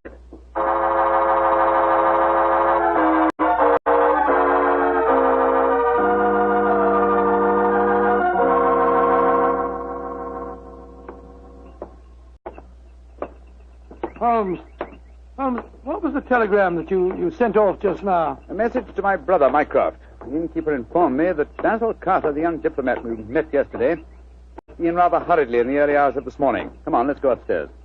Well, we'll have to break the news to Mrs. Wainwright, I suppose. Before we do that, I think we'll see if Miss Victor's in her room. Which one is it? Here, top of the stairs. We'll take the liberty of looking in. Miss Victor hasn't been seen since last night. Uh-huh. Unlocked. Lord, what a mess. Clothes strewn all over the place, open suitcases. Yes, it Look looks at as if the young lady had been planning an immediate departure. Where can she be? No one's seen her since last night. Oh, I beg your pardon, gentlemen. I thought I heard Mary Victor come in. I'm Mrs. Wainwright. Mrs. Wainwright, I'm afraid we have some rather bad news for you. Your husband shot himself a quarter of an hour ago at the end of the pier, and his body fell into the sea. Is he dead? We must presume so, madam. I left the police sergeant there searching for him. Sergeant Blake should be back here any moment now. So he did it. After all. You don't seem very surprised, madam. He threatened to do it. Mrs. Wainwright, before your husband shot himself, he confessed to committing a murder in this inn last night. A murder? Whose murder? At the moment, we're not quite sure. Oh, he must have been out of his mind. Mrs. Wainwright, I'm afraid I must ask you some rather painful questions. Are you aware that your husband was a criminal, that he served a prison sentence under the name of Wilson? Yes, I knew that. He told me when we were married 2 years ago. But he said that he'd gone straight ever since he'd come out of prison. That's why he changed his name. He was trying to make a fresh start. You know no reason for his planning to kill anyone at this inn? None. And unless you find someone murdered, I wouldn't give too much thought to it. Yes, if you'll forgive my saying so, madam, you seem remarkably unmoved by your husband's tragedy. Why should I pretend? We were very unhappy together. This might be the best way out of it for both of us. Oh, my soul. My husband carried quite a large amount of life insurance. In the event of suicide, would that be payable? And on the policy, madam, but I must say that from your attitude, I begin to doubt whether your husband is dead. What do you mean? I mean that if Mr. Wilson, or if you prefer it, Mr. Wainwright, wished to disappear in spectacular style, what could be simpler than to pretend to shoot himself, drop into the sea... Mr. Holmes! I'm up here, Sergeant. Ah, did you find him? Yes, Mr. Holmes. We fished him out right away. Dead as a doornail. Shot himself through the head, he did. Well, that disposes of your last theory, Holmes. Did you find the revolver, Sergeant? Yes, ma'am. Got it right here with me. One bullet missing. Have you found out if anyone here's been murdered, Mr. Holmes? I found out very little as yet. Wait a moment. Listen. I don't hear anything. Exactly, you hear nothing. Yet we're within a few feet of the Wainwright's room. What do you mean, Mr. Holmes? I mean that there is one sound we should be hearing very clearly at the moment. Why didn't I think of it before? The sound of your canaries chirruping. You've heard little else for days. Come on, Watson. Where are you going? Your room, madam. I'm afraid I must dispense with asking your permission. You're already in my room. It seems a little late even to mention the subject. Here's the bird cage, the windowsill. Oh, the Where's the gun? No, old chap. If you look more closely, you'll see them on the bottom of the cage. Let me open this door and get one of them out. By Jove, Holmes. They're dead. And yet when we entered the inn a few minutes ago, they were still chirruping. But who on earth would want to kill a couple of birds? That, my dear fellow, is one of the things we have to find out. So far, I must admit I'm puzzled. We have a self-confessed murderer, and the nearest thing we can find to a corpse is a pair of dead canaries.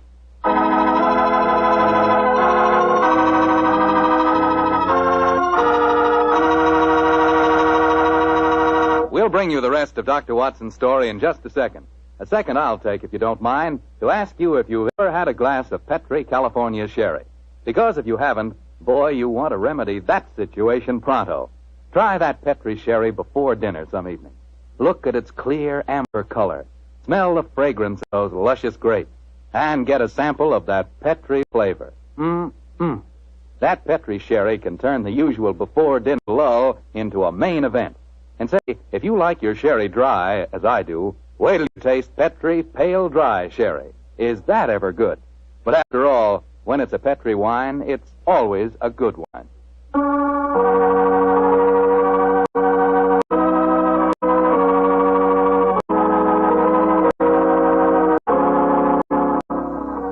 And now, back to tonight's new Sherlock Holmes adventure.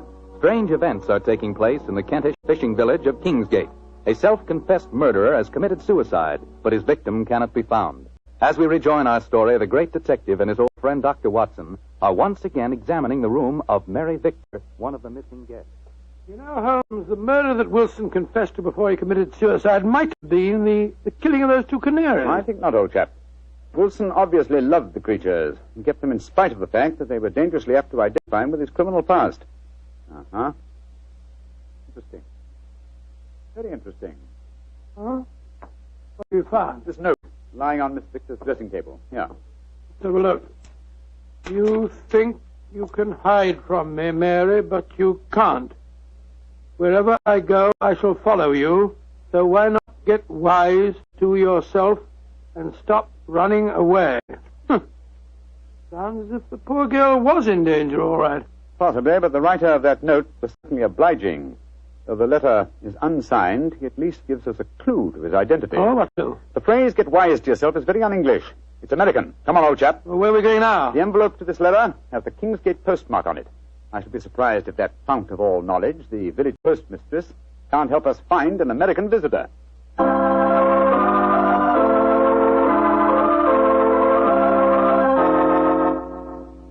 Yes, I know the young man you must be looking for, gentlemen. His name's Walter C. Bunker. He's been in here to send telegrams, and his accent's so strong you could cut it with a knife. Just like one of the Red Indian fellows you read about, you know. Can you tell me where he lives, madam?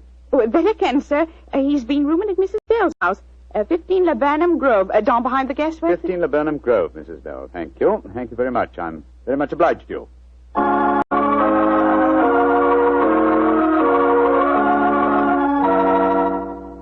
You, Mrs. Bell? Yes, sir. What can I do for you, gentlemen? Well, we understand that Mr. Walter Bunker has been staying with you, madam. That he has. A nice young American gentleman. Is he at home, may I ask? No, sir. And I'm worried about him. This morning, when he goes out, he asks me what the nearest cemetery is. Cemetery? Oh, gracious me. Huh? I tell him, and then he gives a queer kind of laugh. I'm not sure I'll see you anymore, he says. And then he walks off, and I haven't seen him since. I tell you, I'm worried about him, gentlemen. And where is the nearest cemetery, Mrs. Bell, the one you directed him to? About 3 miles from here. Mm-hmm. Just this side of Branson Wood. Thank you, madam. Come on, Watson.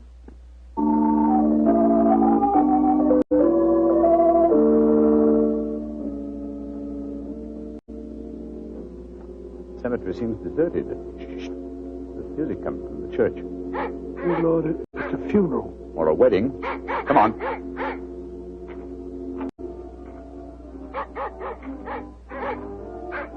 By Jove, it is a wedding, Holmes. I'm afraid we're on the false trail, but we'd better make sure.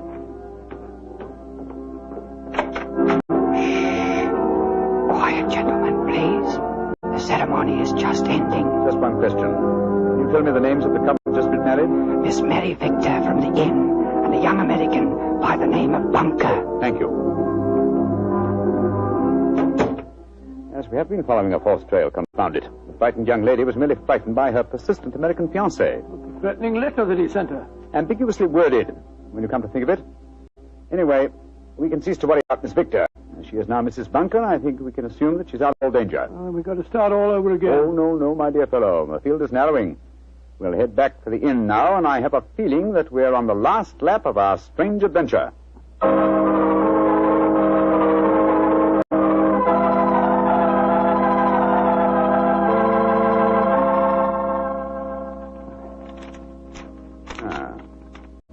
Yes, here's another suspect eliminated.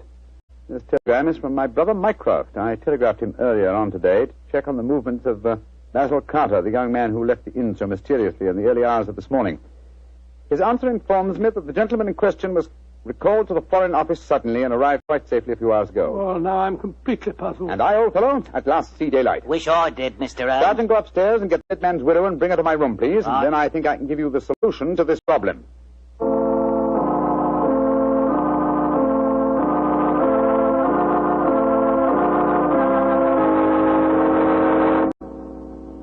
What do you want with me, Mr. Holmes? Listen, madam.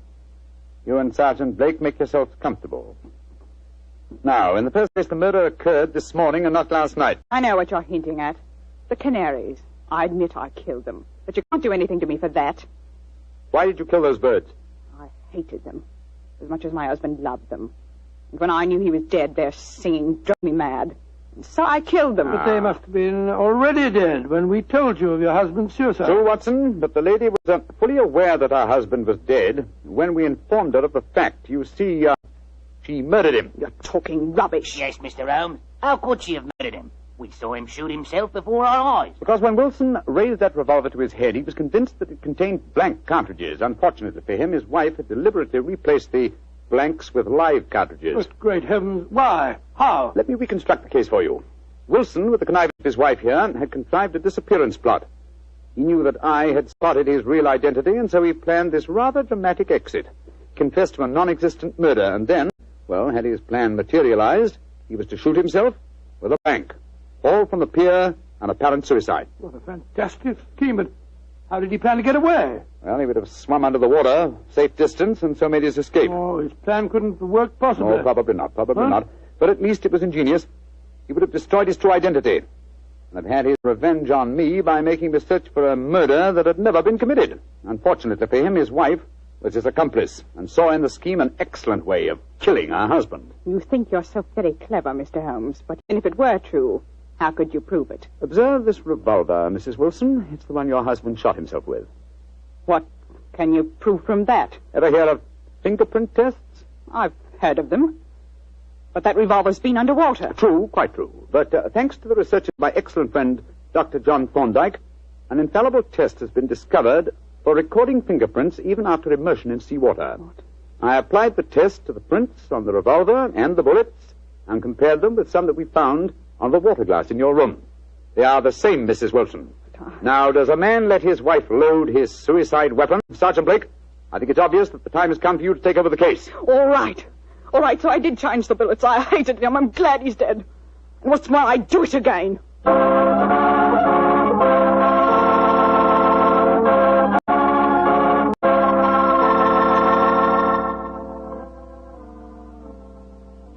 Mr. Holmes. Yes, Sergeant Blake? Well, now that I've taken Mrs. Wilson to the station, booked her on a murder charge, I wonder if you'd mind answering a question. With pleasure. This fingerprint test. I'd like to know about that. I never heard of being able to take prints after a revolver has been handled 2 or 3 times and soaked in salt water. Yes, Holmes, and I'd like to know when you performed the test and took the prints off the glass in her room. I thought that I was with you all the time. You were, my dear fellow. Well, then, I can give you the answer in one word. Bluff. What? There is no such test, my dear Watson. It would be almost impossible to expect clear prints after so much handling, and totally impossible after submersion. Fortunately for us, though, Mrs. Wilson was gullible enough to believe me and give me a confession. And there's no such person as Dr. John Thorndyke? Oh, yes, indeed there is. He had great success last year in the case of the Red Monarch. You didn't tell me about that case, Holmes? No, I didn't. It was deliberate, old chap. With your taste for writing sensational stories, I was afraid you might publish the affair. Huh? Would it have mattered if I heard? Oh, yes, it would. You would have given away what shall I say, professional secrets, you'd have provided the public, and in particular the criminal public, with a complete education on fingerprints. And when that happens, my dear Watson, we shall have no tricks left. That will be a sad day for detectives.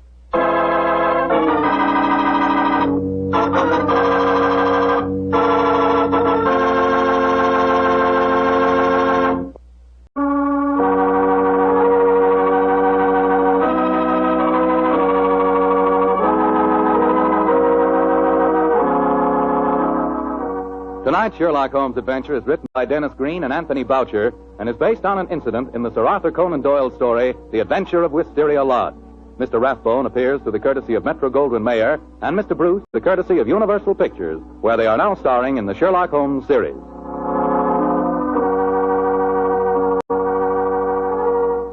The Petri Wine Company of San Francisco, California, invites you to tune in again next week, same time, same station. This is Bill Foreman saying goodnight for the Petri family. Sherlock Holmes comes to you from our Hollywood studios. This is the Mutual Broadcasting System.